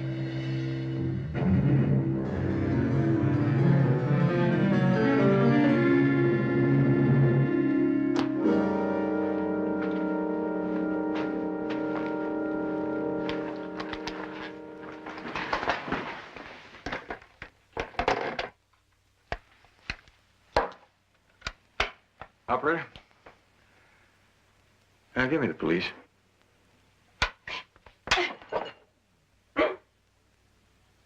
Officer, I need assistance. 4303 Beam in a prowl car.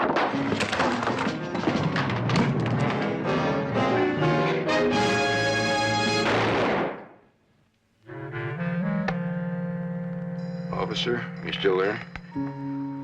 Make that one prowl car and one ambulance.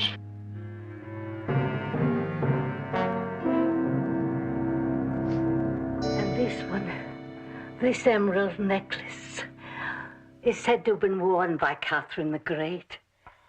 Lovely, isn't it? They all are. I've never seen anything so beautiful. And much too valuable to be entrusted to an old woman. Thank you, Mr. Jones, for letting me see them one last time. Will you be so good as to deliver them to the bank for me? Oh, sure, I'd be glad to. Miss Markova, I bet you don't get out of this apartment too much. I mean, outside of going to the park. Oh, well, I have a few friends who sometimes visit. You know, Betty has found a cute little Russian restaurant out in the valley. How about you joining us for supper tonight? Just the 3 of you. Oh, yes. That's a wonderful idea. Please. Oh, no. Really, I don't even have the proper clothes anymore. Listen, if you walk into that restaurant wearing this around your neck, nobody's going to know what else you're wearing. Come on, 7 o'clock. We'll pick you up, okay? Okay.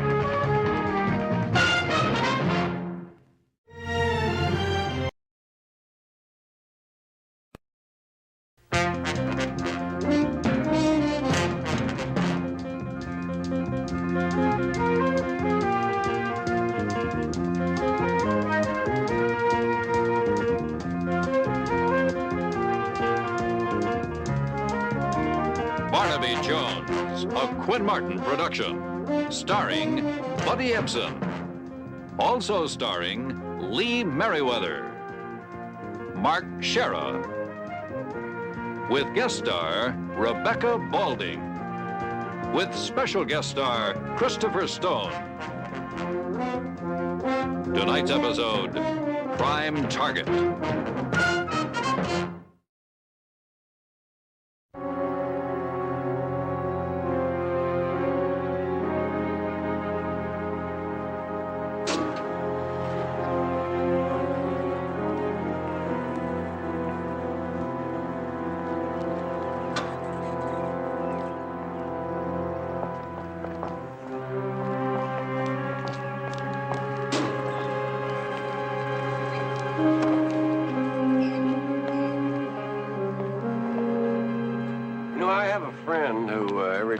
he gets out of the drunk tank, looks back and says, it's a nothing place to visit, but a great place to leave. That's all right, Maggie. It wasn't funny when he said it either. I know you. Barnaby Jones, don't you remember? Oh, yeah. The investigator from that insurance company. You're a real persistent man. Even though you didn't answer my letters or grant me permission to visit you, there are no hard feelings. I thought I'd welcome you out and offer you a ride back to town. Thanks, but a friend's picking me up.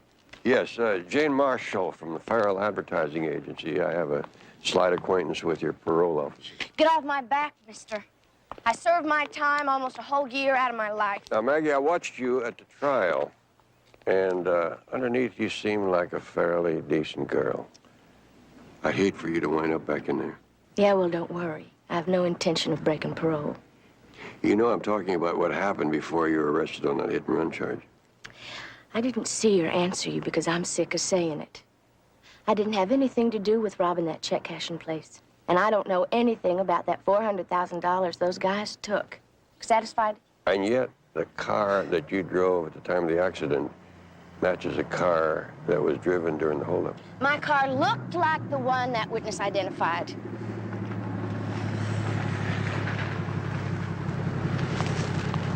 Can I help you? I'm sorry I'm late, Maggie, but I got caught in traffic. Thanks. You're playing a dangerous game, Maggie. I'm not the only one who thinks you know more about the missing money than you're telling. Anytime you want to come in out of the cold, give me a call. Sure. I wouldn't lose too much time waiting by the phone if I were you.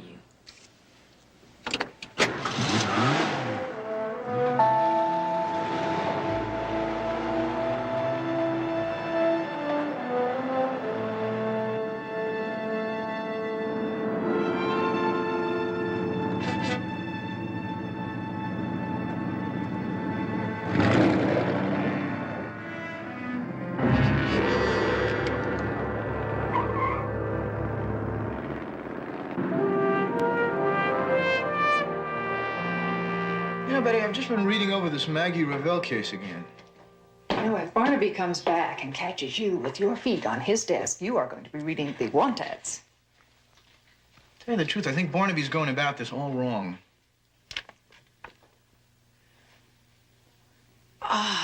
Well, that's very interesting. I'm sure that Barnaby would really like to hear how you'd handle the case, J.R. With finesse, my dear, with finesse. Now, look. Two men wearing ski masks take off in a car after having just robbed the Midtown checking company of $400,000. Minutes later, a cop spots Maggie Revell running through a light. She takes off, he gives chase, almost ends up in her killing a couple of people in a smash-up. And that's a really tough lady. Or a pretty dumb one. The police officer didn't know that the car was involved in a holdup, or that she was apparently trying to find a place to get rid of it. And she denies that her car was the holdup car. She says it was a look-alike, which is a bald-faced lie. All right, so she's tough, dumb, and a liar. And in love. Now, that's the key.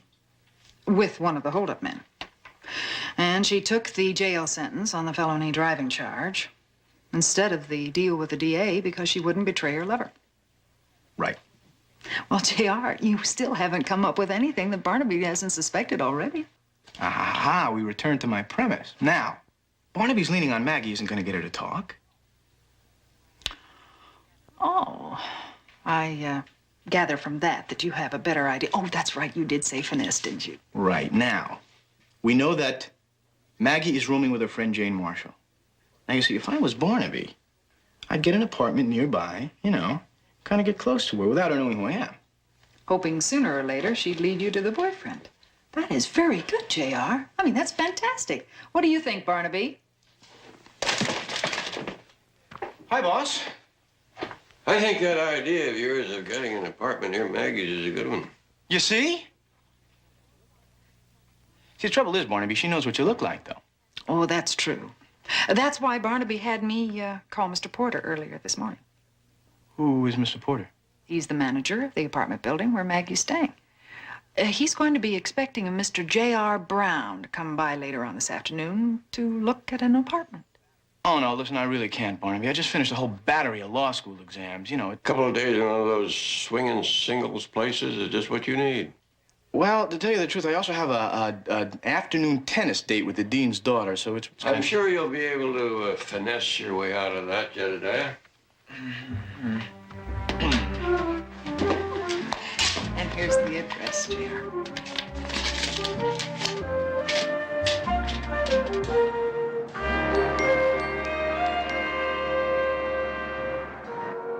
Come on. Handsome young bachelor like yourself, spend the money.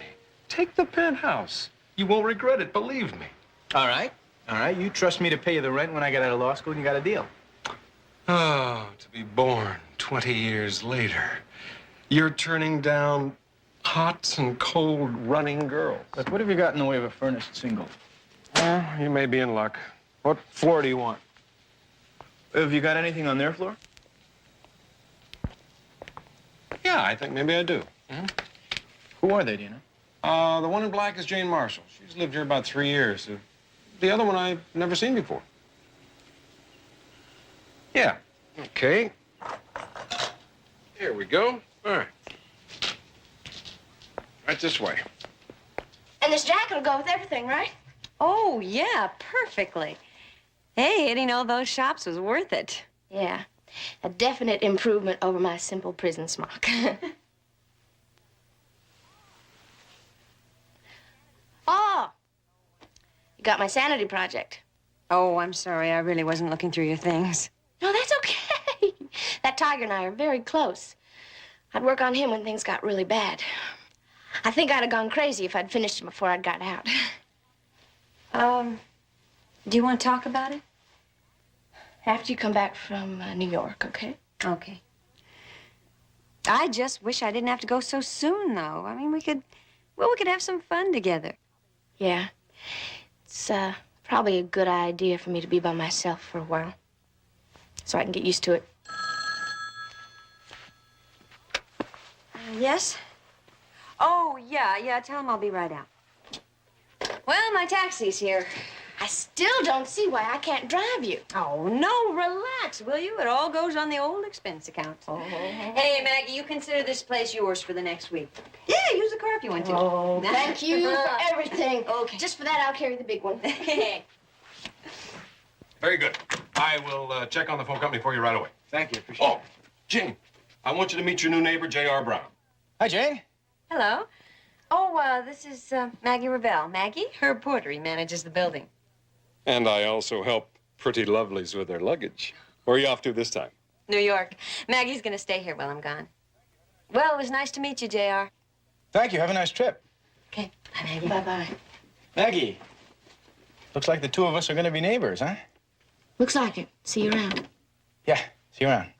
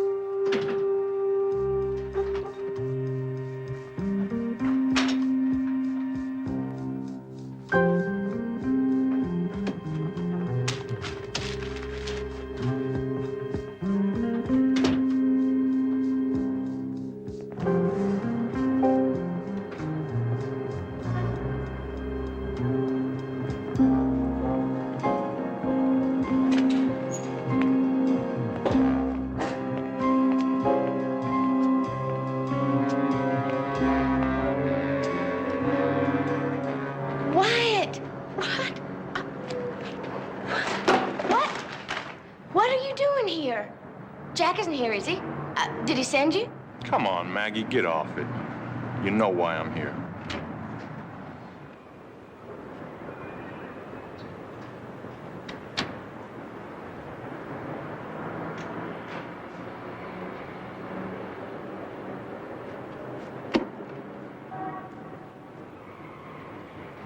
I swear I didn't know that Jack ran out on you. How could I? He never came to see me. He never wrote. Maggie, if you're lying to me, I'm gonna break your legs. No. Honestly. Besides, I still don't believe that he would do something like that. Well, he did. When you didn't come back from dumping that car, he said he was going out looking for you. That's the last I saw of him, or the 400,000. And you thought I was in on it with him? You two had big plans. You know, getting married and everything. You know how to get in touch with him. Come on, you must have had something worked out in case anything went wrong. Maybe I can call a friend. Listen, I'm not sure. Or maybe he'll get in touch with you. Either way, tell him I'm gonna get my share, or you're one dead lady. What? Just tell him.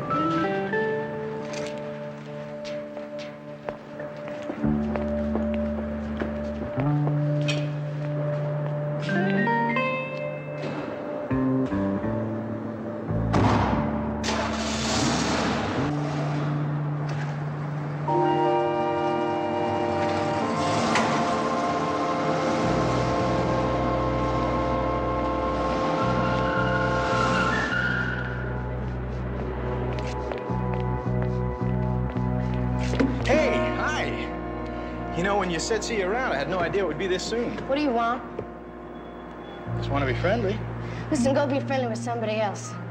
I'm not in the mood for it right now, okay?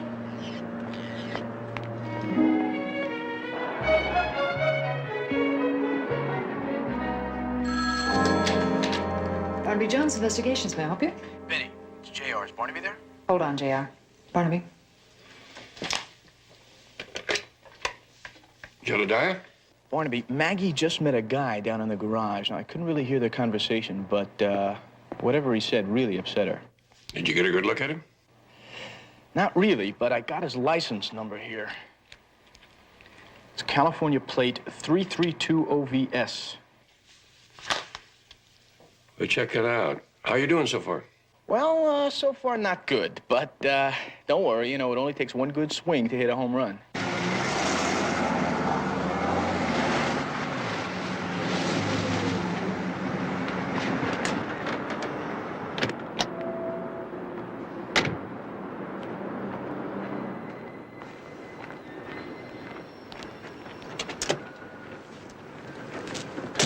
Did you see her? She claims she doesn't even know that Jack split on me. Well, maybe she's telling the truth. What do you know? You weren't even around then. Okay, so now what? Jack was really hung up on her. So he'll be coming here to see her. Or he's gonna tell her how to get to him. All we have to do is stay real close to her. Meaning me? She doesn't know you. Neither does Jack. Look, buddy, you want a piece of that loot? You're gonna have to work for it. All right.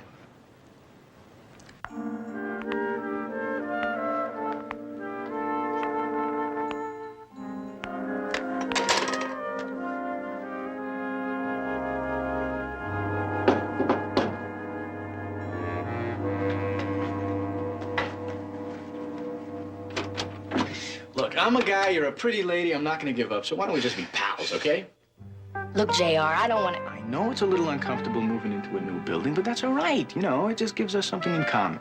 Now, I don't know about you, but I just finished a horrendous law school exam, and I'd like to relax a little bit. So what do you say you and me do it together? You know, I mean, all this tap dancing, what is that?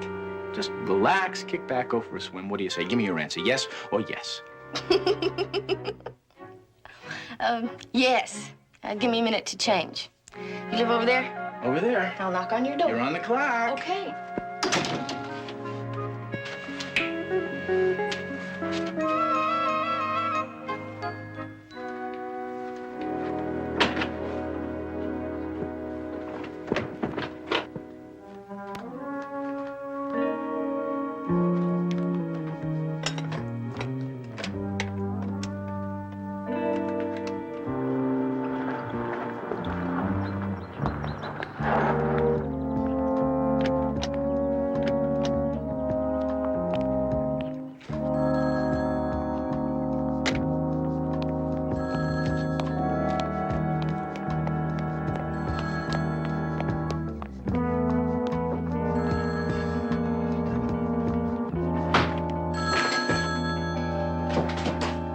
Hello? Ginger? Hey, it's me, Maggie. How's everything? Maggie? Fine. You're out already. Yeah. Hey, your little cousin's the original good behavior kid.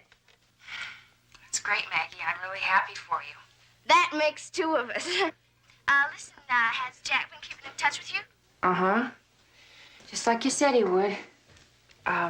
Last time was about 2 weeks ago from Salt Lake City.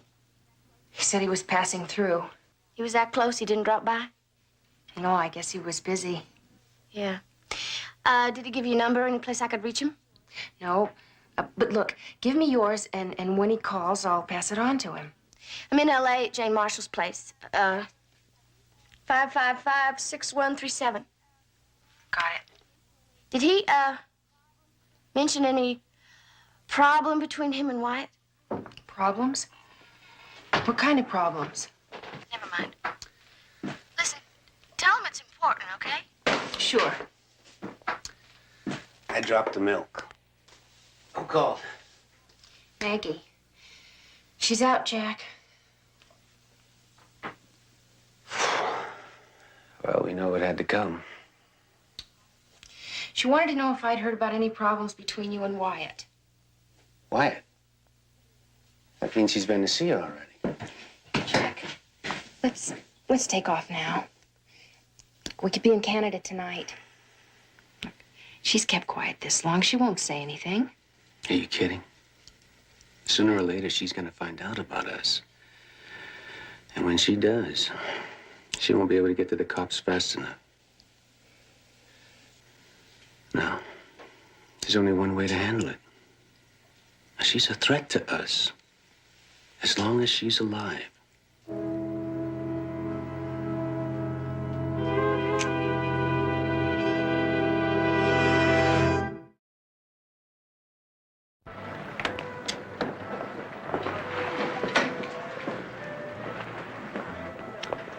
Well, this is the pool area. As you can see, we keep it well stocked. Yeah, so I see.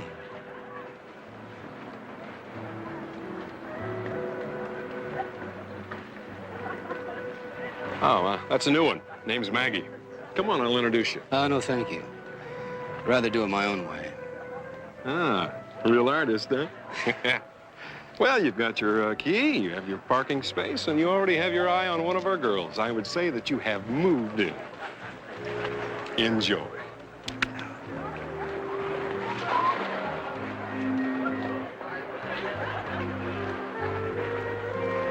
And then after Vietnam, came out here, went back to school, and that's it. That's it. You now know the whole story of my life. Well, it's a lot more exciting than the story of Maggie Revelle from Alpine, Texas. Most exciting thing I ever did was to go to the state cheerleaders competition. Lost in the first round. Oh, well, that's because I wasn't one of the judges. Come on.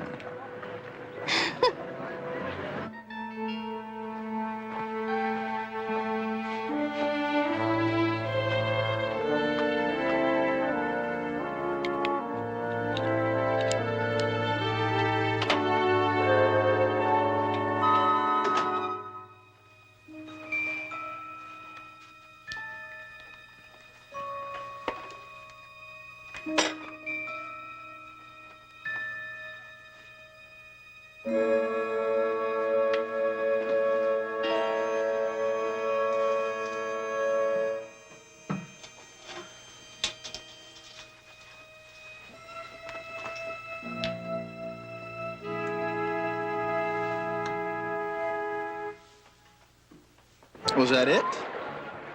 That can't be the whole story of your life. Yeah. That's it, JR. One big loser.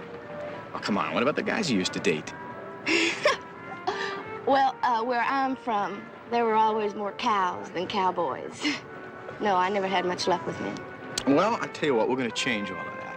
You see, now, how would you like to have dinner at some incredibly expensive restaurant tonight? I would love it. Me too, me too. Unfortunately, I'm on the outskirts of Top City here, so the choice is tacos and beer or a steak at my place. Well, I have a better idea. Jane has a barbecue. Why don't we do it at my place? Hey, I'm easy.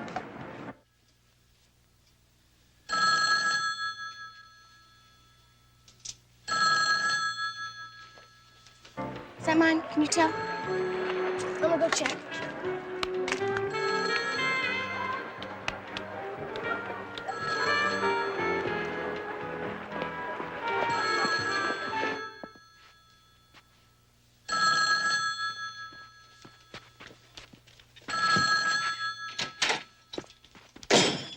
Hello? Maggie, it's me. Maggie, is that you? Yeah, it's me, Jack. Been a long time. I missed you, honey. You all right?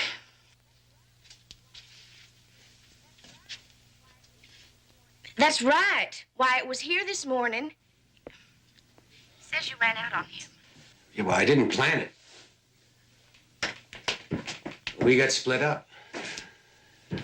I had the money. I started thinking about us and how we could use it. He said he's gonna kill me if he doesn't get his share.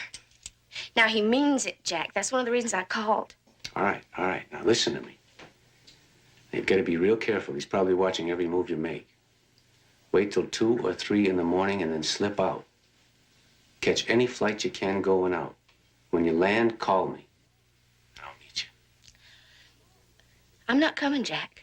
Look, baby, I can't take the chance of going there. You're going to have to. No. I had a lot of time to think about us. You're no good for me, Jack. Hey, now, wait a minute. We had a good thing going. We made plans. I don't want to see you anymore, Jack. I made up my mind. Now, Maggie, you've got to come. Look, I've been waiting over a year.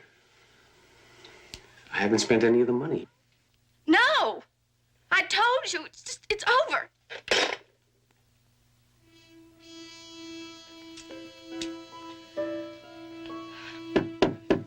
Maggie?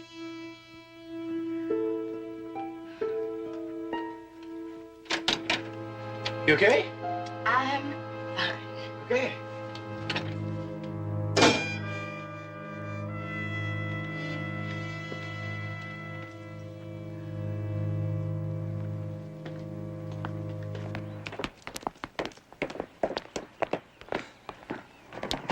Jack, she's family. Now, there's got to be another way.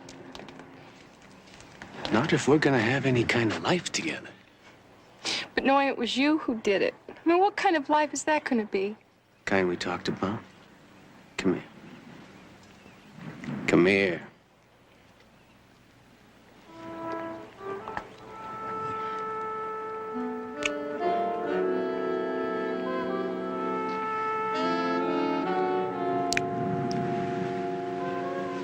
I'll be home tomorrow night.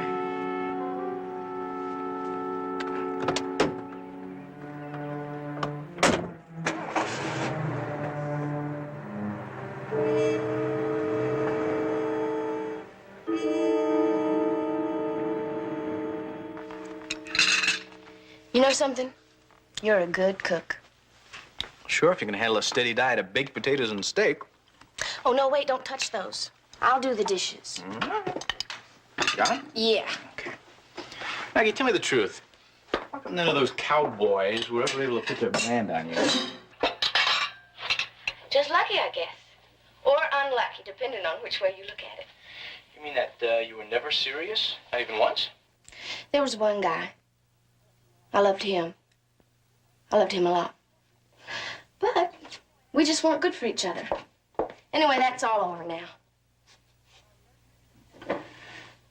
Mag, can I use your phone? Mine hasn't been installed yet. Sure, it's over there. Thanks.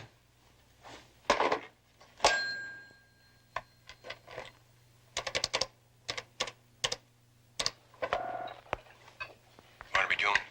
Hi, it's me. Oh, Jedediah, I'm glad you called. My phone won't be installed for a few days, so I'm calling from a friend's apartment. Oh, Maggie's apartment? You can't talk? Yeah, right. It's all right. You just sit there and listen. We checked out that car. It belonged to an ex-con named Wyatt Perry. 36 feet, black hair, medium build. That sound like the one you saw with Maggie? That's the one. What makes you think that's not her boyfriend? Well, it seems less likely all the time. The fact is, the way she talks, I think the whole romance is over. Maybe that's what she wanted you to think. I know. Well, at least we got a line on Perry. We're checking out all his known friends now. Call me later. Okay, I'll talk to you later.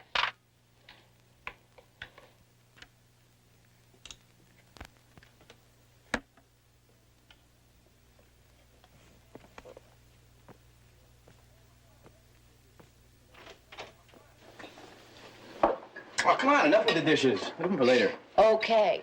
Let's go see what kind of records Jane has. Okay.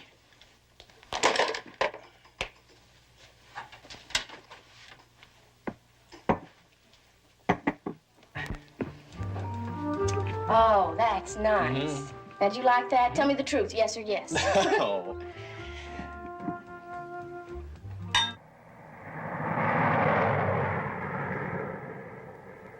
That's all he said? Then he said something about it being all over. That's got to be about Maggie and Jack.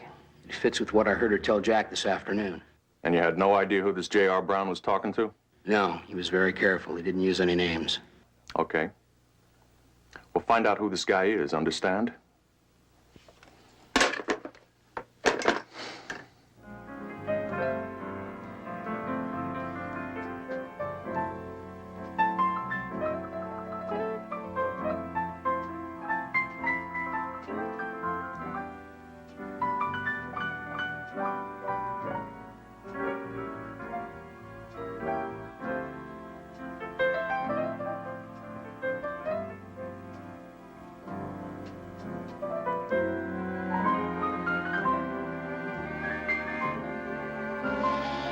I think I better change the record. Okay, but wait a minute. What's the matter? Well, just give it a little more time, yeah? JR, I was on that ranch for a really long time. I know you were, but if it happens, I want it to be for me, not just because I happen to be handy. What difference does it make? Well, to me, a lot. JR, I need you. No, you don't. You don't need me. And I don't want to be used any more than you do. A guy I know would have loved it if I'd come onto him like that. Well, I'm not him.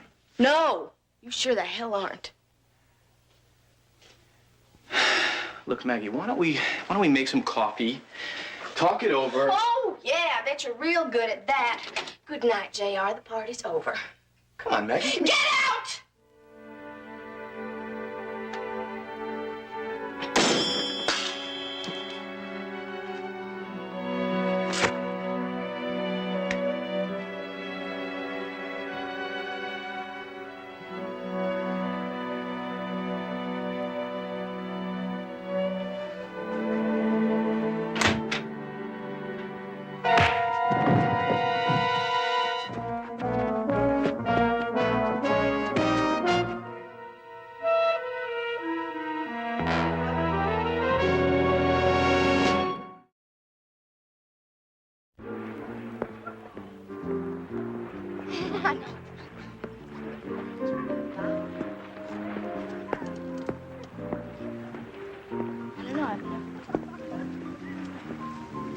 Hi, Maggie.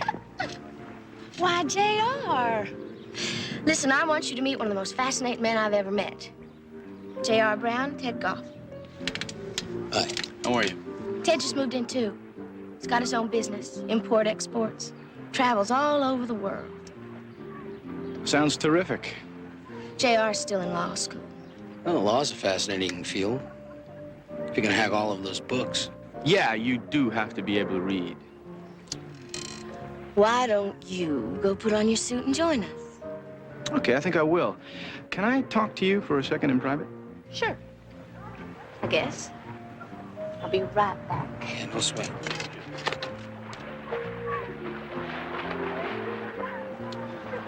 Maggie, who is that guy? I told you. His name's Ted. He used to play for the Bears. Really? Which zoo? Oh, that's cute. Look, you don't have to do a whole number just to get back at me for what happened last night. Excuse me, I think that's my phone.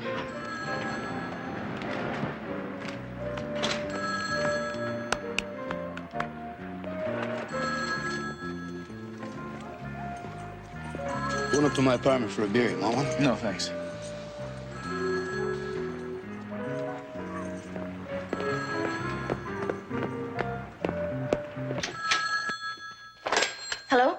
Maggie, it's me. I'm at the airport. What airport? Where are you? L.A. Are you crazy? Just a second. Ted went for some beer. Do you want some? Oh, no, thanks. I'll be right out.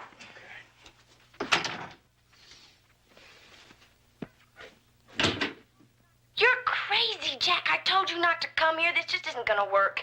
I have to see you. Now, if you're not going to come meet me, I'm coming over there. Oh, no. Please, please, please, just leave me alone. I told you I made up my mind. All right. But look, I've taken a lot of chances coming here. I just want to see you. Talk to you one last time. Maggie, you owe me that much. Oh. Okay. Where'll I meet you? You remember that place off Sepulveda and Delgado where we used to go bike riding? Meet me near the shack. Okay, the shack. Sepulveda Delgado. Okay. And Maggie, be careful. Now, Wyatt won't be following you himself, but I'm sure he'll have somebody watching you. Oh, okay. I'll leave as soon as I can.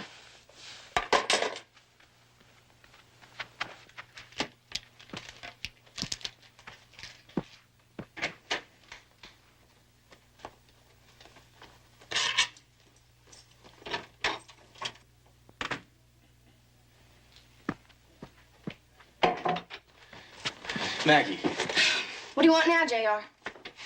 look, I'd really like to explain about last night. Do you have to go someplace or can we talk? JR, I'm the one who should be explaining. I'm sorry. I didn't mean to come on so strong. Forgiven? Listen, if you don't think it's too aggressive, why don't we go down to the beach and get some dinner? Well, I was just about to suggest the same thing. Good. I want to go change clothes. Okay. I'll be here.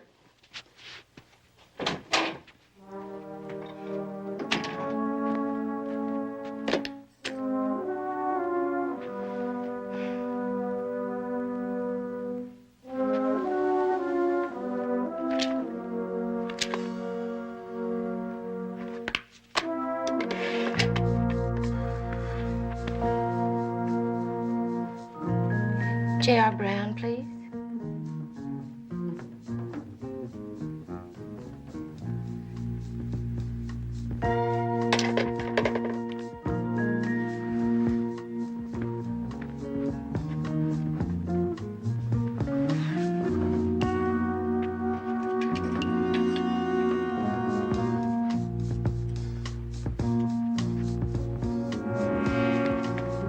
Oh, JR, got a call. Maggie, listen, I have to go to the phone. I'll be right back, okay? Take your time. I'll be here. Okay, did they say who it was? It's a lady.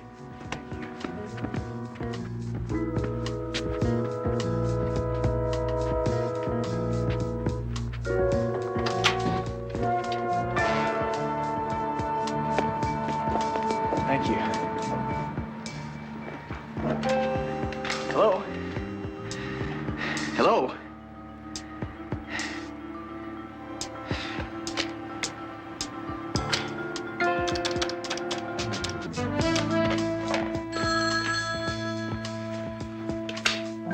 Barnaby Jones Investigations, may I help you? Betty, JR, what's up? What do you mean, what's up? Didn't you just call me? No, why? I think I've just been had. Let me call you back.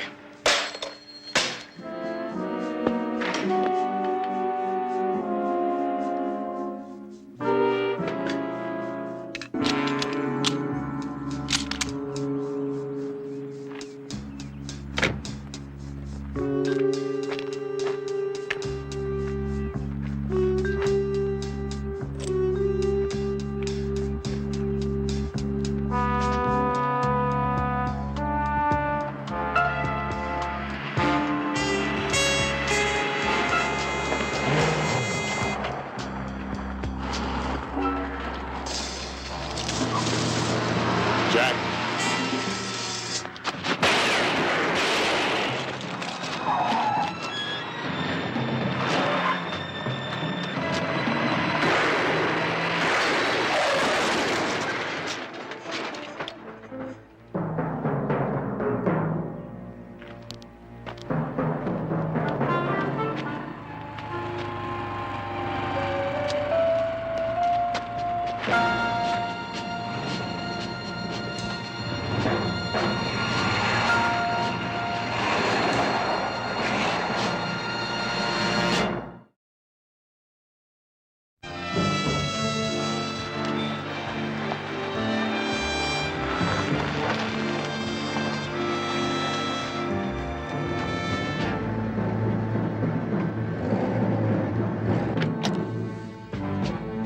Barnaby.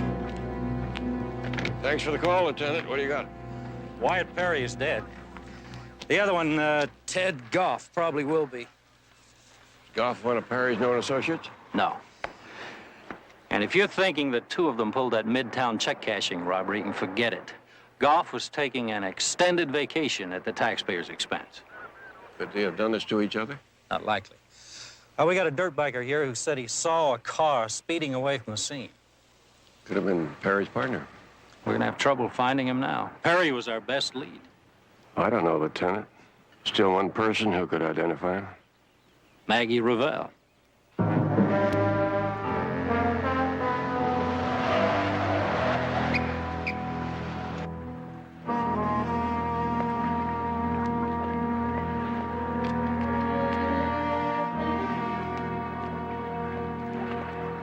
Well, hey, JR, I was just coming to look for you. What happened to you? I got a call, and there's an emergency. I had to go meet a friend.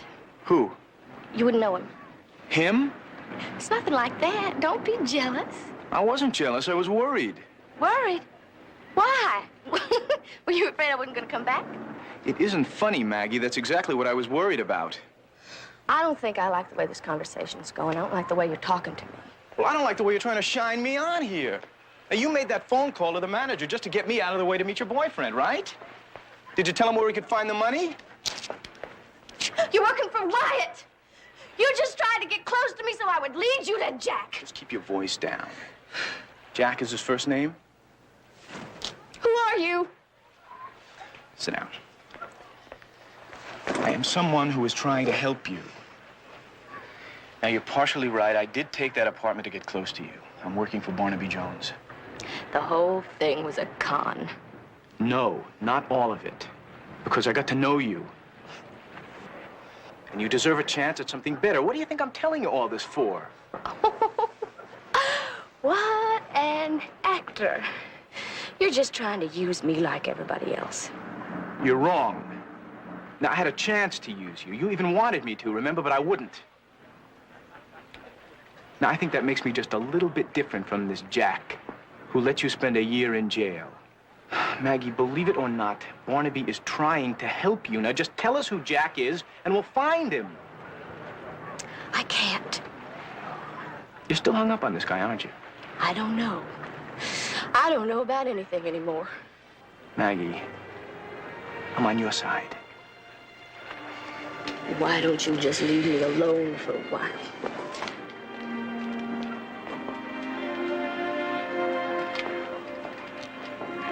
JR, there's a call. A guy named Barnaby says it's urgent.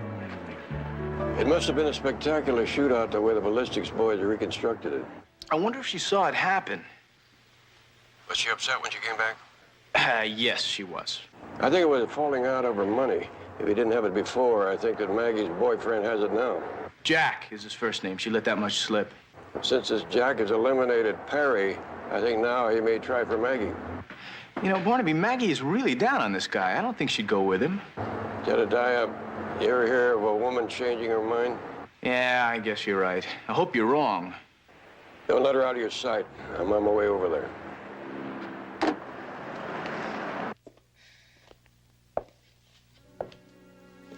Jack? No. I thought... I was dead. You were there, weren't you? I saw the ambulance. I saw the police. Well, I don't know how they did it, but they set me up. Wyatt and another guy almost got me, too. Why did you come here in the first place? I told you not to. Well, honey, you know how I feel about you. Now, you couldn't keep me away.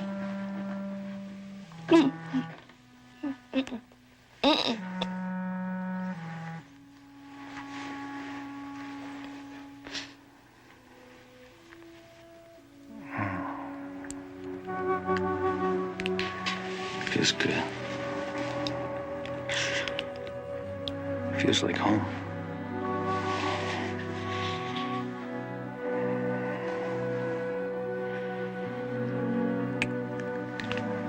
I want you to come with me now.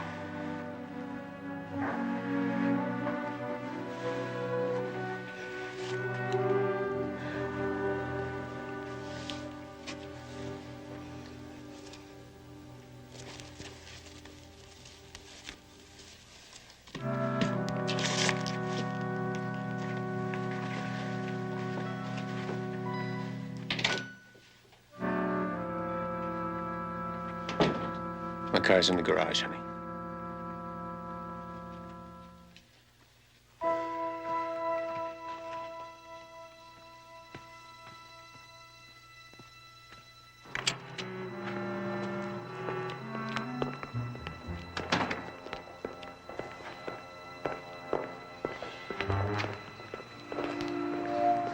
I'm not going. What's the matter? I don't understand. Don't you love me? Yes. You know this isn't gonna work. Being with you only means trouble. No. Now, wait a minute. Oh, whoa. Yes. That's your answer to everything, isn't it? You can't talk somebody into doing something, you force them. I'm sorry. I didn't mean it. I won't do it again. You're damn right. You know what I found out? I found out that there's another kind of man. Somebody who's gentle, but he can still be a man. Get in the car. I'd never turn you in, don't you know that? I would never do anything to hurt you. Things have changed. What things? Ginger and I, You and Ginger? it just happened. Get in the car. You're gonna have to kill me right here. It's okay with me.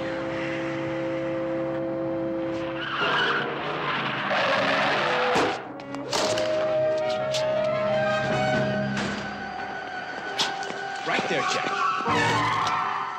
Are you okay?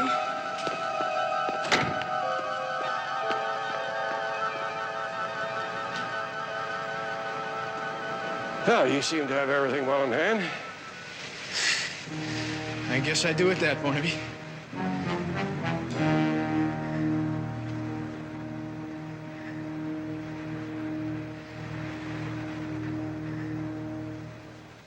You'll have to face charges, but I'm sure that we can find you a good lawyer.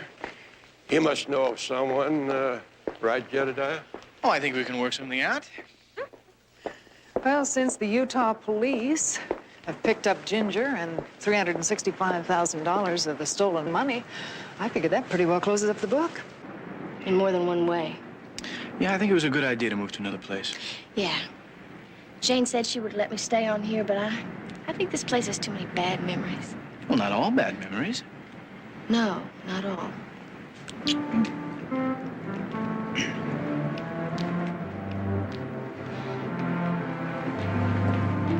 JR, you remember what you said about just letting it all happen? Yeah, I think it just happened.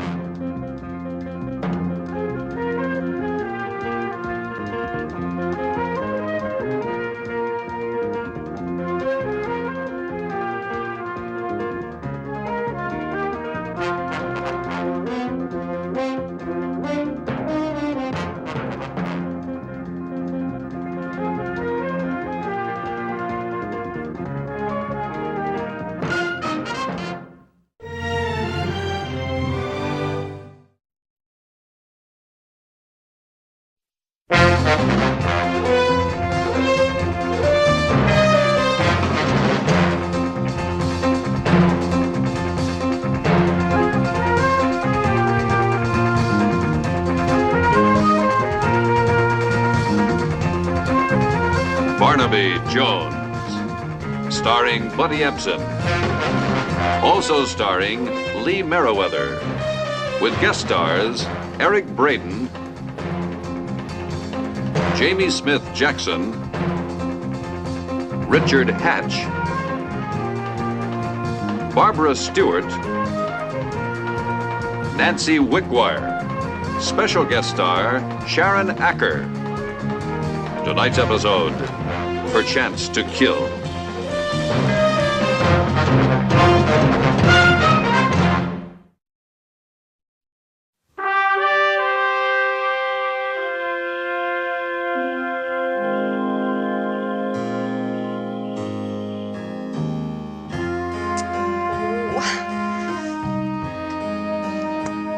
me. Help.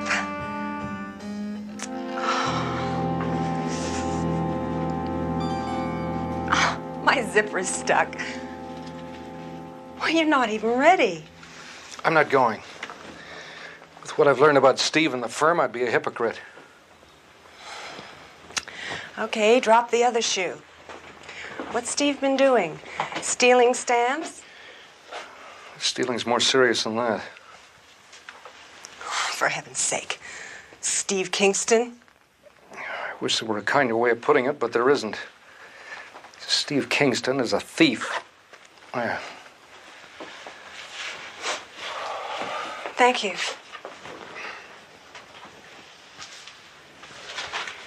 What are you going to do about it? I don't know yet. Not definitely. I thought a man was supposed to be innocent until he was proven guilty. Until he is, I think you ought to go to the party. I'm certainly going. I told you I'm not going. And I'll need the car. Okay, I'll get a lift. And don't worry. I think you're wrong about Steve.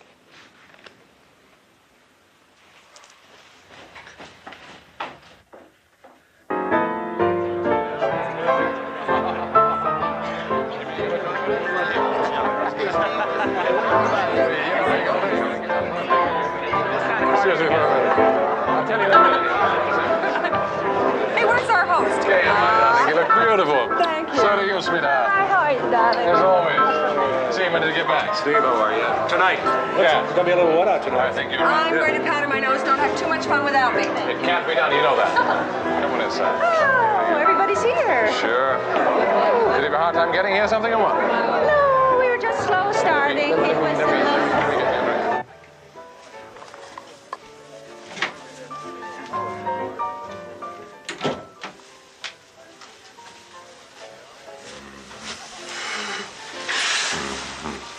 Been too long.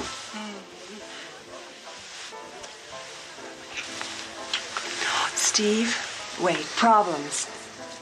It's Tony. What about Tony? I don't know. He's uptight about something. What's bothering Tony is the fact that the firm is moving up as younger guys, and old Tony is no longer a younger guy, that's all. Old Tony is going to block your partnership. No way. He says you've been stealing. Well, is there something called the Park Estate? What did he say about the Park Estate? He says you're a thief. Well, it isn't true, is it? Why would he say such a thing? Darling, of course it isn't true. You know better than that.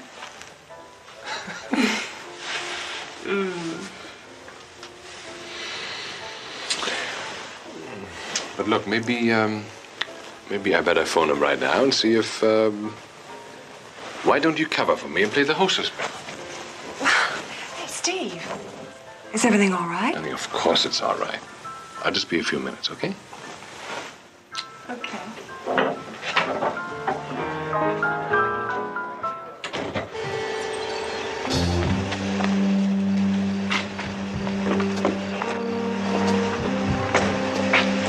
Thank you, sir. Have a nice time tonight. Hey, man, can I ask you something? Not right now. I'm busy, but hang in there.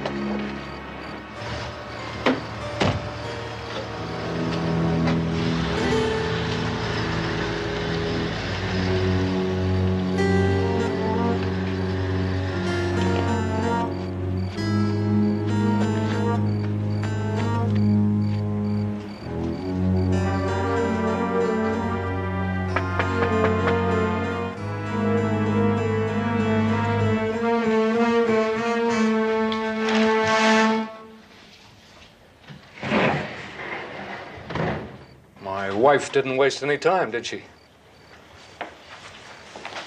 Tony, I want to talk to you about something. That Park Estate is my client. Now, you had no right to take out that file. Do you want to discuss the right and the wrong of this matter? Listen, man, I thought you and I were friends. Bull, we're not friends. We work for the same firm, and we live in the same neighborhood, but we're not friends. I want that file, Tony. Why should you think you would? Especially with the margin notes that I made.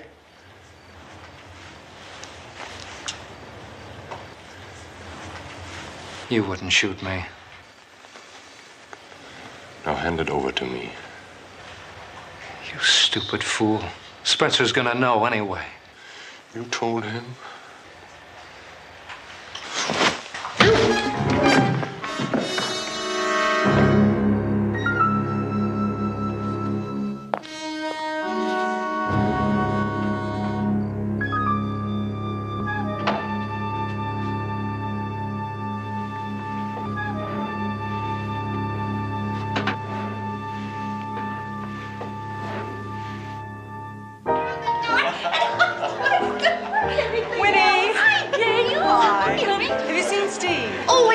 Myself, I haven't even said hello to my host. Hey, that dress is terrific. I love it. I love it. Thank you. See you later. Okay, sweetheart.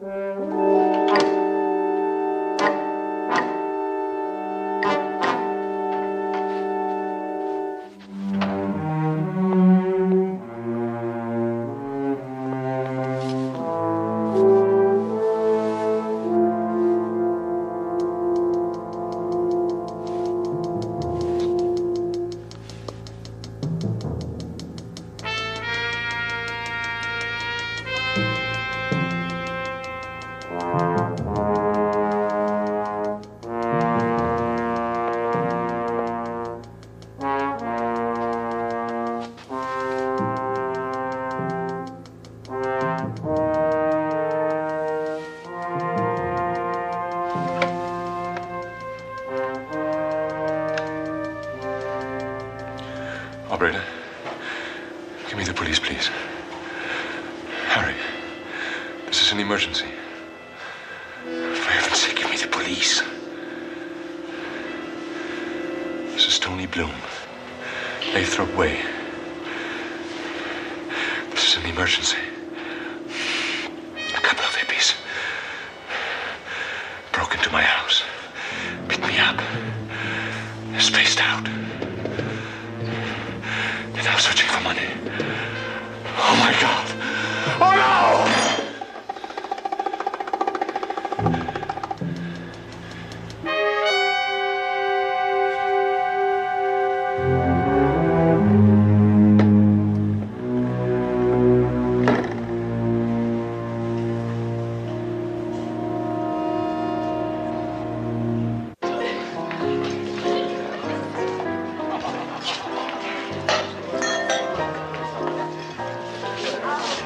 What happened to the ice cream soup?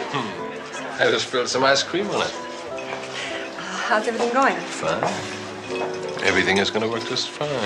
Hey, come here, come here.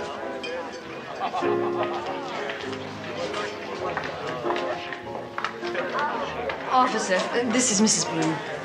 What's the matter? Mrs. Bloom, I'm sorry, but could you come with me? What's happened? You happen to know any 18-year-olds, Mr. Jones? No. But I used to be one. Well, let's see if I got all this straight. Your daughter, Christy, left your home in Kansas about 4 months ago and took a ride out here to Los Angeles with a friend. And then just dropped out of sight. Oh, I was heartsick. Finally, one letter. She said she was getting her head straightened out, to quote her lovely English. Had gotten a couple of things out of her system. And reading between the lines, she was reaching out to us. She was ready to come back home. So we planned this trip.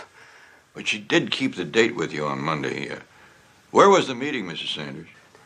At one of those organic food restaurants. You know the type I mean. Oh, yes.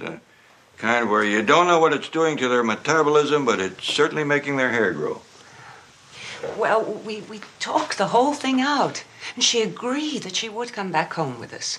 And we all agreed that we would try to bend over backwards with each other more than we had. But then she had to pack and say goodbye to some friends. But she said that she would see us at our hotel in Beverly Hills by 10 o'clock that night. Naturally, she didn't give you her new address or her new phone number. Of course not. You happen to know the name of her young man? Eric with a C, Garvin, G-A-R-V-I-N.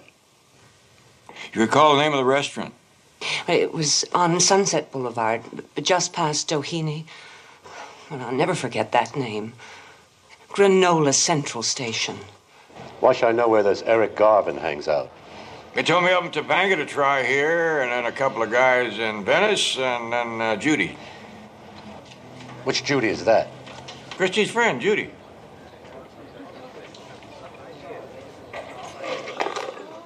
I don't know this Garvin. And if there's any heat, I don't want to know him. I am not the heat. I'm just trying to do the guy a favor. I got the documents right here that make him heir to $1,100. And believe me, I don't make enough out of it to horse around with the people who see a narc under every tie and white shirt. Now, you got my card with my phone number on it. Next time he comes in, tell him to call me.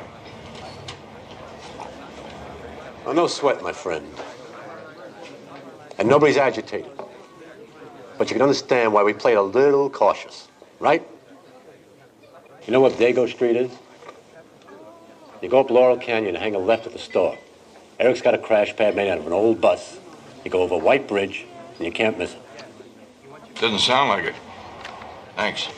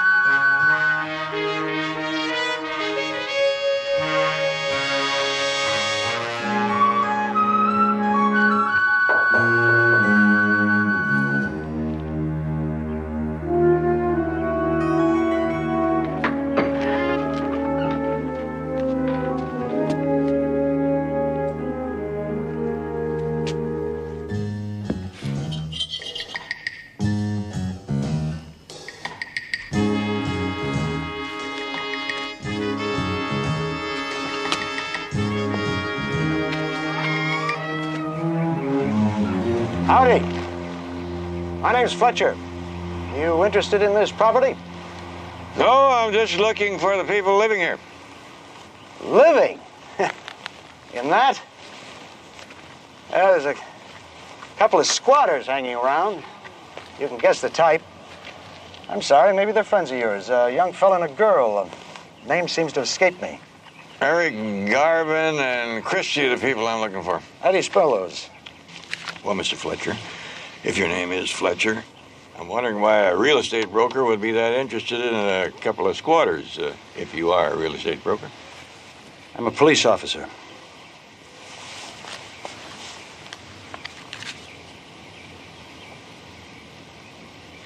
Well, Mr. Jones, what's your interest in this? I represent the girl's parents. She's a runaway. Naturally. I imagine that the department's interest is a little more serious than that. Like murder? Officially, they're wanted for questioning on the Anthony Bloom homicide and robbery.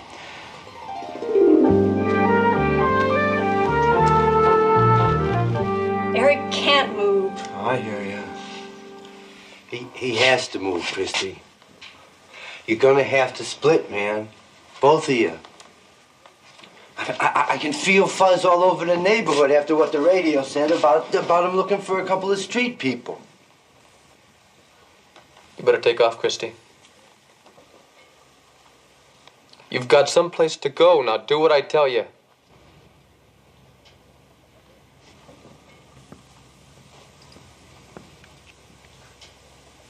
Can you sit up and eat this, or shall I help you? I haven't got time for anything, Chris. Artemis is right.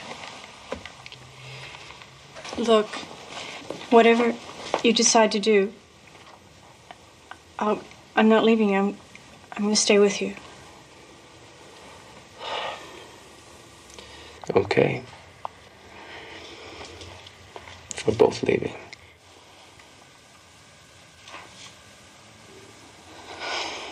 Grab your stuff. Artemis, can we use your bus? Sure, yeah. I'll tell him you ripped me off. Go down the back way and get it started. Hey, we can make it.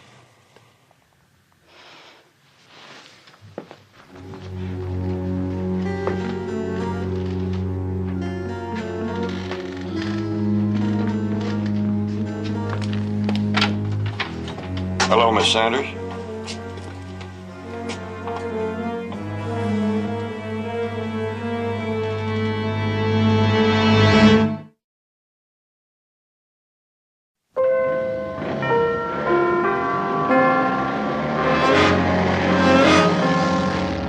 I can't make a judgment because I don't know the facts. But just because I'm not a cop doesn't mean there are not cops behind me. Yeah, how close? At the health food store, tracking back just the way I did.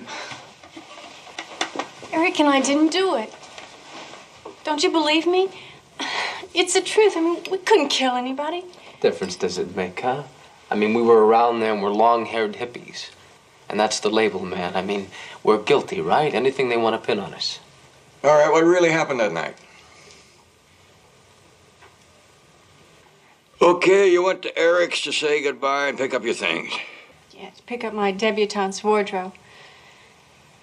Eric and I had sort of an argument. He said that I was copping out if I went back. Yeah, I'm like a stupid jerk. I started through this empty lot and I fell in the dark and my leg snapped. Thought it was ligaments or something. I didn't know it was broken. I could even put some kind of weight on it, you know what I mean? So we went back up the road to try to hitch a ride. Do you think anybody would stop for us? Then you did go by the Bloom house where the murder occurred. The only place that we stopped was this place where there were lots of people in cars. They wouldn't even let us in to use the telephone. Remember the address? It was a big party. Valet parking, you know, the whole bit. And then we went on down the canyon. His leg was hurt really bad, and we had to get to a hospital. And this guy stopped and gave us a ride. Look, this joker isn't going to do any good for us. Let's get out of here, huh? Eric, but I found out it's pretty tough trying to get your ideas across when you're running away from somebody yelling over your shoulder. The only chance we've got is to run. On one leg? You got the keys, Chris? Sure. Artie?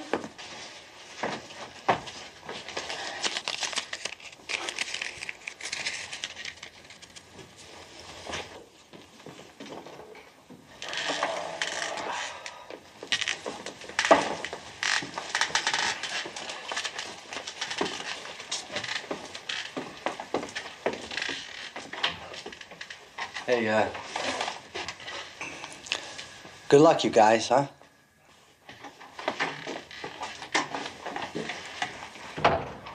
All the luck in the world is not going to help them too much.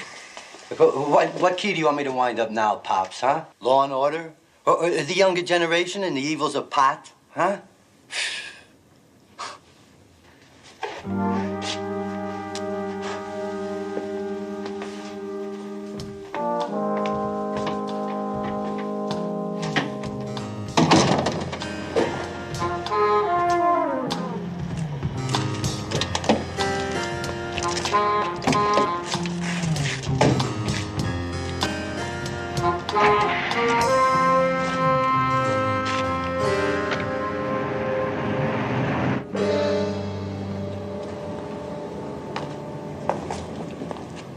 Glad you decided to come, darling.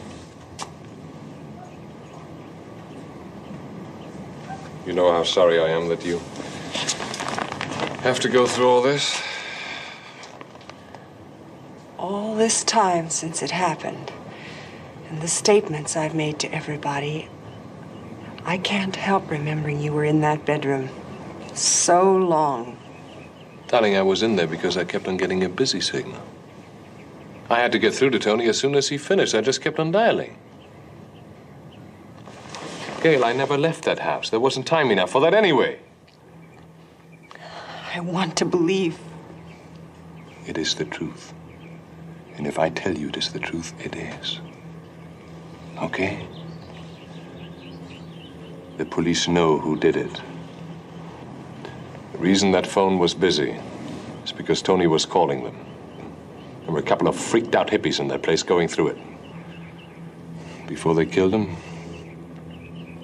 he did get to the phone and gave them some sort of description. Then you're definitely in the clear.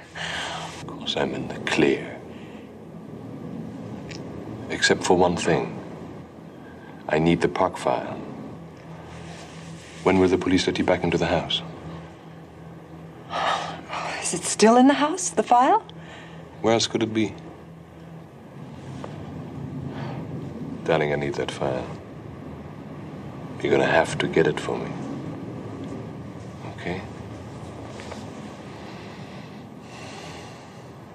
You're so beautiful.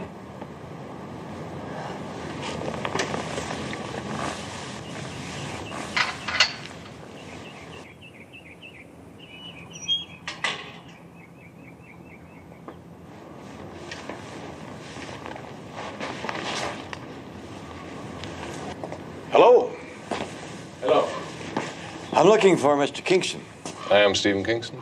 My name is Jones, Mr. Kingston. I'm a detective. Your cleaning woman said I might find you out here. Oh. I'll see you later, Steve. You call me at Winnie's. I cleared with Lieutenant Keogh for you to get back into the house, Gail. Excuse me.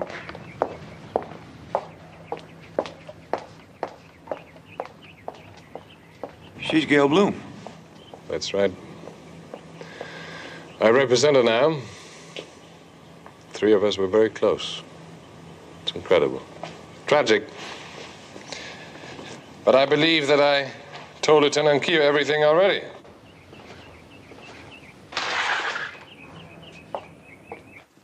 You know, the shocking thing is that it could have happened to any one of us living up here, or down at the beach, or in Beverly Hills, or any place else. Nobody is safe. Please, Jones, have a seat. Make yourself comfortable. Okay? These people, no sense of morality anymore. No qualms about breaking in, or holding a knife to your throat, or knocking you over the head. And that's what's frightening. These people? They're the two hippies. Oh, would you like a drink? No, thank you. How did you find out about the hippies? It was on the news, you know, on television, too.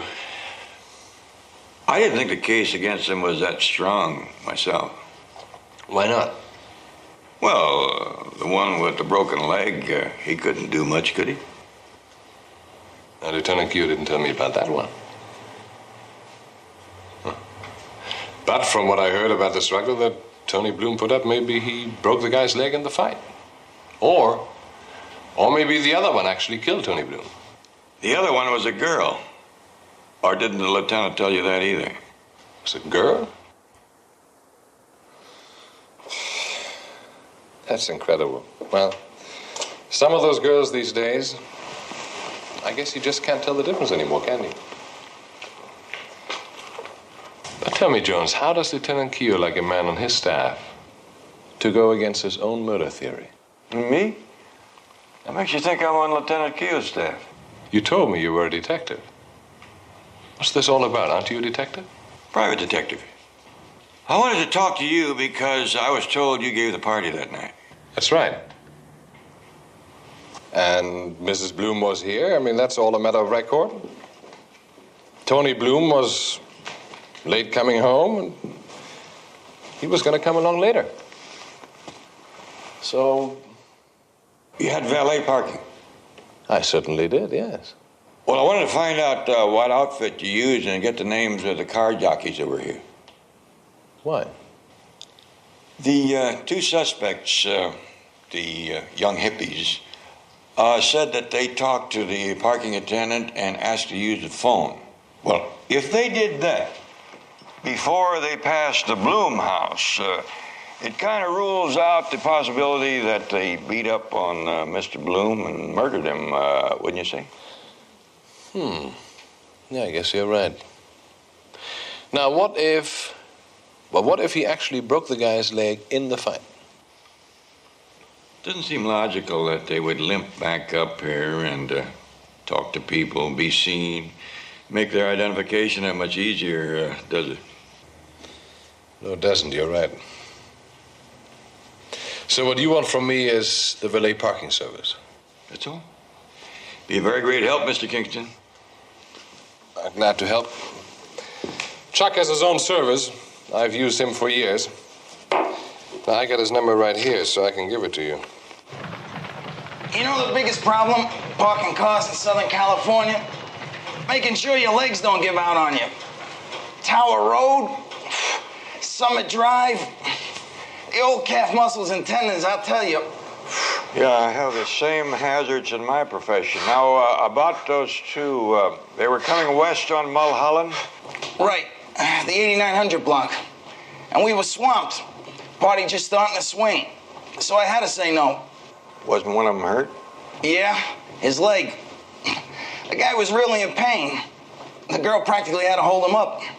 I hated to have to say no dice, but I work for Mr. Kingston a lot, and I know he's got a short fuse. Then they went on by down the hill to the 8700 block. Yeah, they mumbled something hostile and kept on going. Would you be able to identify them? Tell you the truth, Mr. Jones, I never pay much attention to faces. Radiator grills, yes. People, no.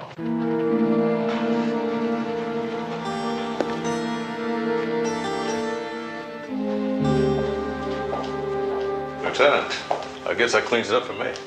Okay, Ames, I'll see you downtown. You talked to Barnaby Jones yet?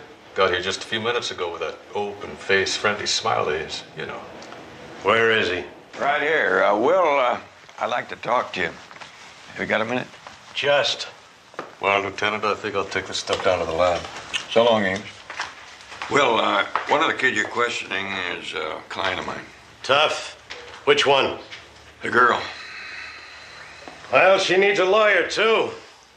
More than she needs you right now. Will, a 90-pound teenager beats a 6-foot man to death. It's a cinch. The boyfriend's holding him. Not such a cinch if the boyfriend's got a broken leg. Listen, I know they said it happened earlier. Falling down a hill or something. Do you know I can deliver a witness who will confirm it? Who? The valet parking attendant at the Kingston party. You got to him first? How come we missed him? Ames? Ames! Somebody's gonna get chopped off at the pockets. How reliable is the statement? Time checkout? Seems to. But what I really want is permission from you to talk to the Sanders girl. Sure. Listen, as long as you're laying your cards on the table, what does Eric Garvin and the Sanders girl have to say about how he got to the emergency hospital to get his leg set? Hitch. Car picked him up near Lookout Mountain. That's a lie. They stole the car, Barnaby. We found it in the hospital parking lot, covered with their prints. Thanks for telling me. Whose car? The victims. Tony Bloom.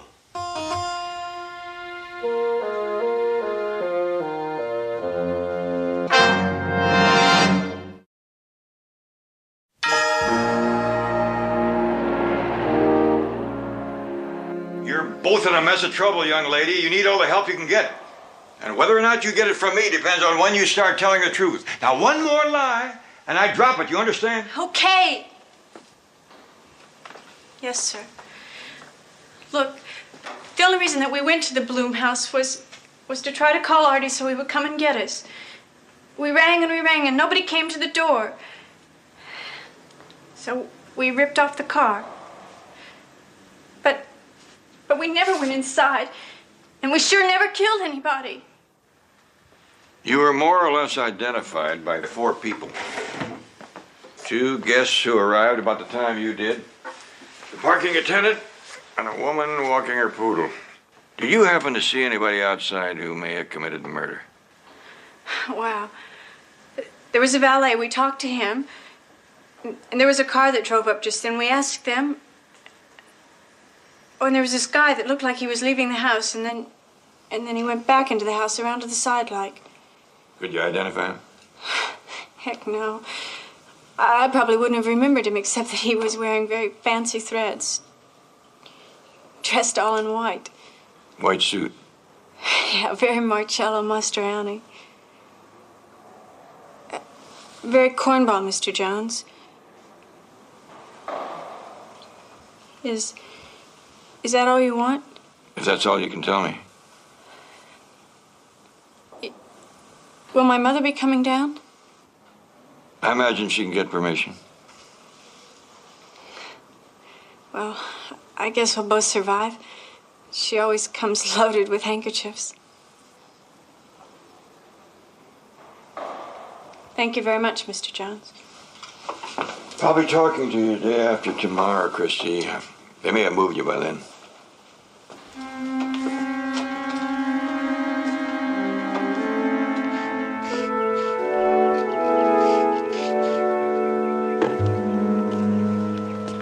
Hybrid talisman?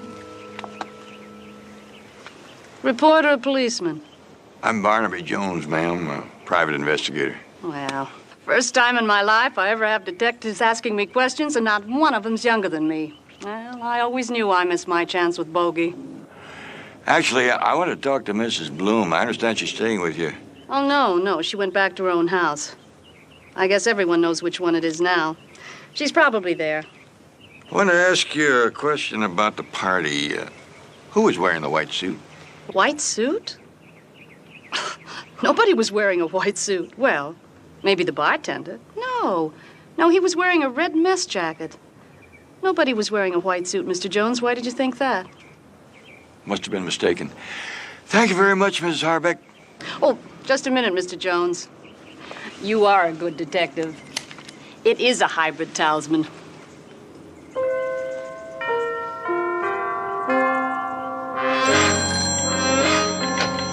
Hello. Steve? Did you find the file, darling? No, I'm still looking. I think you ought to know that detective who talked to you, the gray-haired one. Yes, what about him? He was here. He just left. He wanted to know what suit you wore at the party. So he asked you too, huh? Winnie just told me that he had been to her house. What's it all about? Oh, it's nothing important, really. Listen, maybe it's best if you don't call me, unless, well, you know what I mean. Oh, yes, I understand. And I'm still looking. Okay. All right, keep at it. Bye.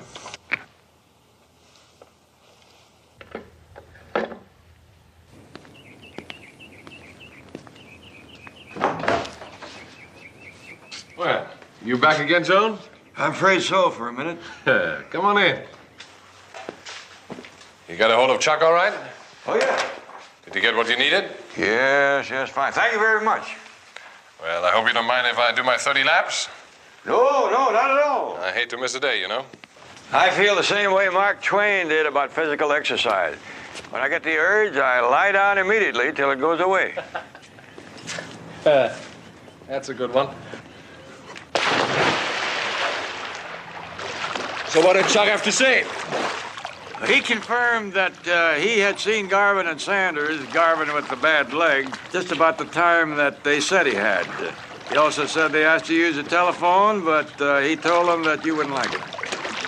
That's right. So now you came straight out to business about the white suit and the blue sweater, huh? I see that both of the ladies have already called. Well, I am Mrs. Bloom's attorney, you know, Jones. She very correctly told me that you had been by, without, by the way, telling her that you are not on the force. As for Winnie Harbeck, she'd call a man on any excuse. Well, you got your story down pat. The beginning of the party was wearing a white suit. I spilled a Bloody Mary on it, on the jacket. So I had to change. That's as simple as that. Okay? If you were wearing a white suit, then you were the man that Garvin and Sanders saw when they were outside with Chuck. I went outside to the car because I left a case of booze in the trunk. If they saw you, Mr. Kingston, there's an even better chance that you saw them. Come to think of it, I remember Chuck talking to somebody. I just thought they were some of the guests, you know?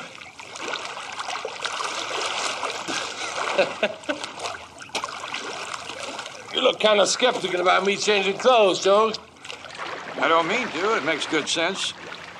But it would be a lot easier to accept if you hadn't already sent the suit out to the cleaners.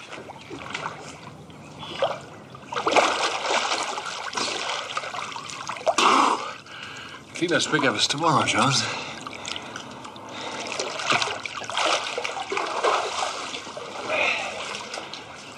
And the suit, Jones, is right in there. Yeah. Let's see now. Take a look. Looks like a couple of things, including blood. You want to take a bet, Jones? No, I don't want to bet. I got too many things on my mind. Oh, yeah? Like what? Like, let's assume that those kids did not murder Mr. Bloom. Well, as a lawyer, I'd have to say that no proper foundation was laid for that. All right, try a little foundation. The desk sergeant who took the call from the Bloom house logged a message like this. 2 guys broke into my house. They beat me. Now, wouldn't you think that Mr. Bloom would have noticed if one of them was a girl? Yeah, you think so. I think the murderer made that call. He remembered seeing those kids in this area somewhere, not too clearly, and he's trying to lay it off on them. Aha, Dr. Watson, you already tricked me into admitting I did see them. Look, I'm just noodling around with all this. I'm trying to make some sense out of it. Do me a favor, Jones. Start noodling around with something called motive for me to have killed my good friend Tony Bloom, all right? I saw the glimmer of a motive out by the pool. My, what big eyes you have, Grandpa. Gail and I embrace each other. We kiss. People do that, you know, for more than one reason. Especially if there was a death in the family. It didn't quite seem like a kiss of condolence.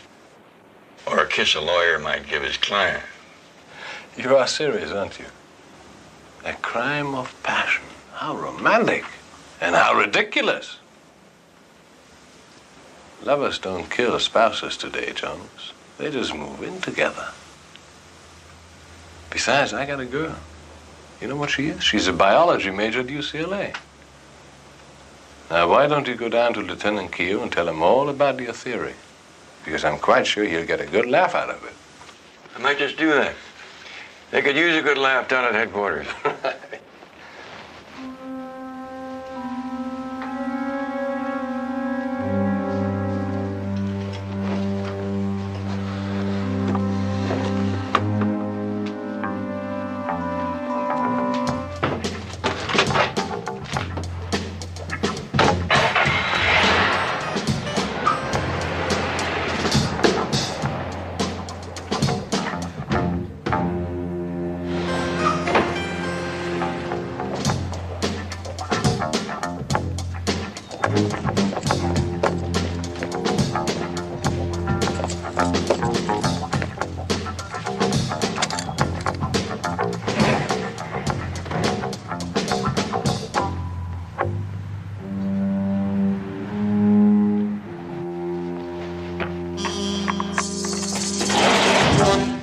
To be here. Maybe Tony had a messenger pick it up before. Look, darling, I don't know what Tony might have put into that file, but I don't want Spencer to get hold of it. What about the bedroom?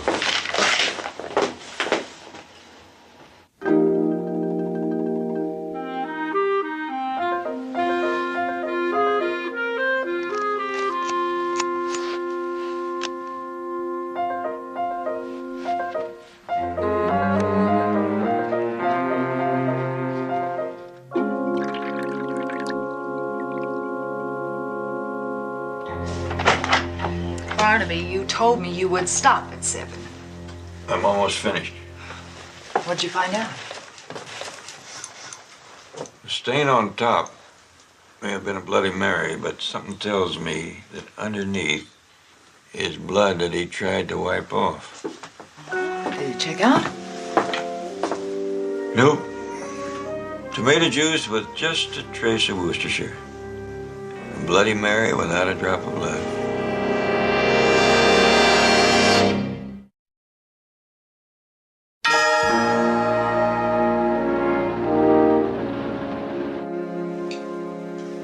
Barnaby, do you have to be told that some people in this building would call this withholding evidence? Well, how can you say I'm withholding evidence when I'm laying it right in your lap? How did you get it?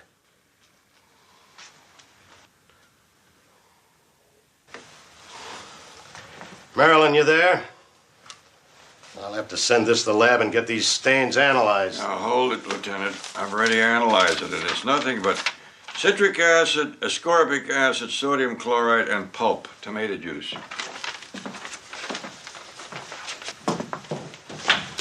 Yes, Lieutenant. Morning, Mr. Jones. Morning.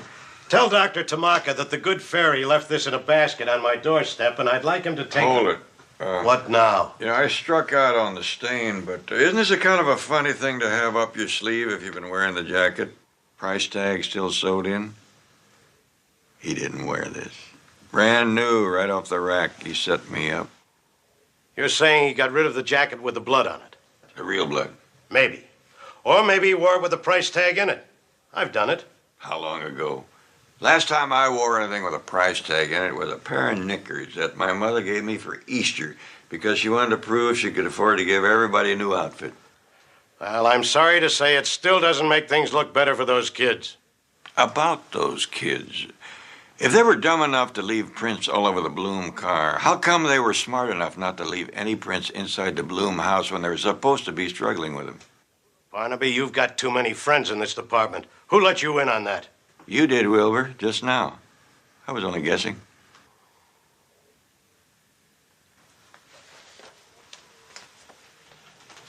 Anything else I ought to know? I think I'm still one up on you. Well, I have here a transcript from Charles Vlahos, the parking attendant, only you already know all about his testimony. And then there's a one-pager here from Jonathan Hughes Spencer, head of the law firm that Bloom was with, and Kingston was with also, saying that Tony Bloom had called Spencer minutes before he was killed. He had something of vital importance to discuss with him, about which Spencer knows nothing more, and I doubt if any of us ever will. Thanks. Guess that makes us even.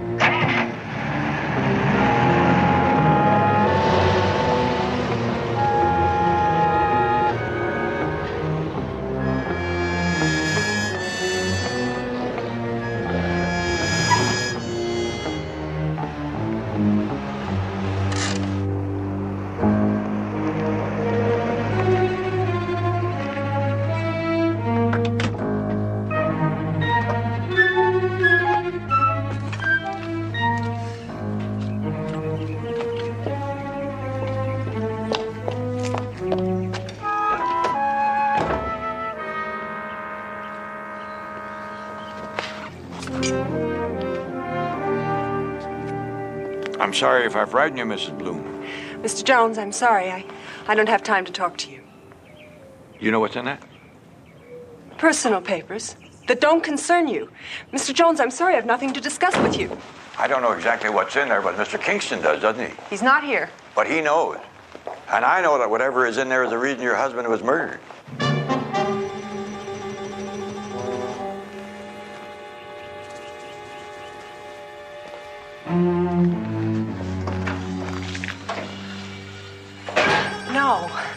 No, he was murdered by those hippie kids who broke in to rob the house. These are private papers. Mrs. Bloom, it figures that those papers are the reason your husband wanted to talk to Mr. Spencer that night. Will you please leave me alone and get out of this house? All right, if you want to shield the man who killed your husband, that's one thing. But I don't believe you do. No man goes through a rigmarole with jackets like that unless there's something pretty feathery. And he saw two men in the darkness, just as the murderer did when he called the police. Jones, put up your hands. Steve. Now move to the fireplace.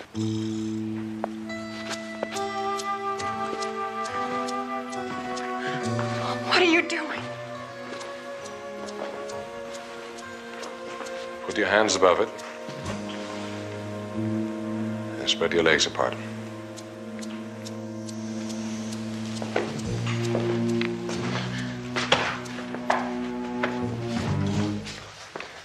Steve, what did he mean when he said... Shut up. I won't shut up. I want to know.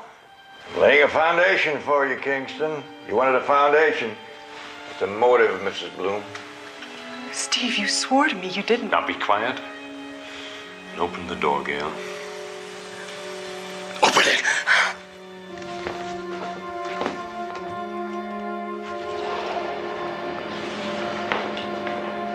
Now, Gail, you and I weren't here, but inquisitive Mr. Jones was here, as he was here before when he stole my jacket. Now, unfortunately, he went outside, he slipped on the wet deck, he cracked his skull, he fell into the pool, and he drowned.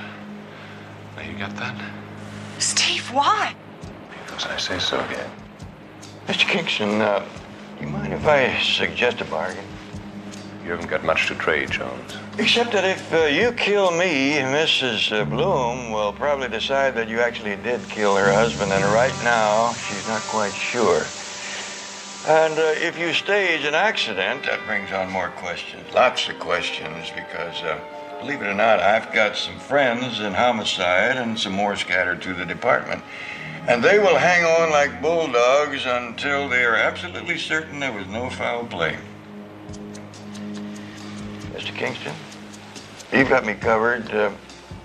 You mind if I turn around and look you in the eye? You just talk, Jones. No. You're a very smart lawyer. All you need is a little time. A little time in the office to straighten things out, to sort of get things in shape, in condition. Why don't we burn that report and all of Tony's notes? Then nobody will know. And I'll walk out of here with a healthy skull, and you two will be home free. Yes. Please, no killing. I wish I could burn everything. I'm glad I don't know what's in here. Steve, please do it. Do as he says. Open it. Take out the file and bring it to me.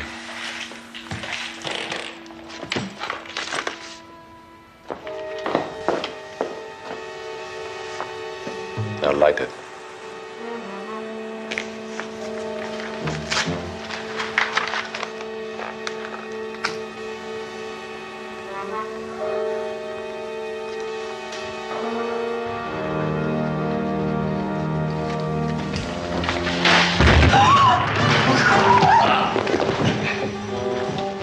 Stand right where you are.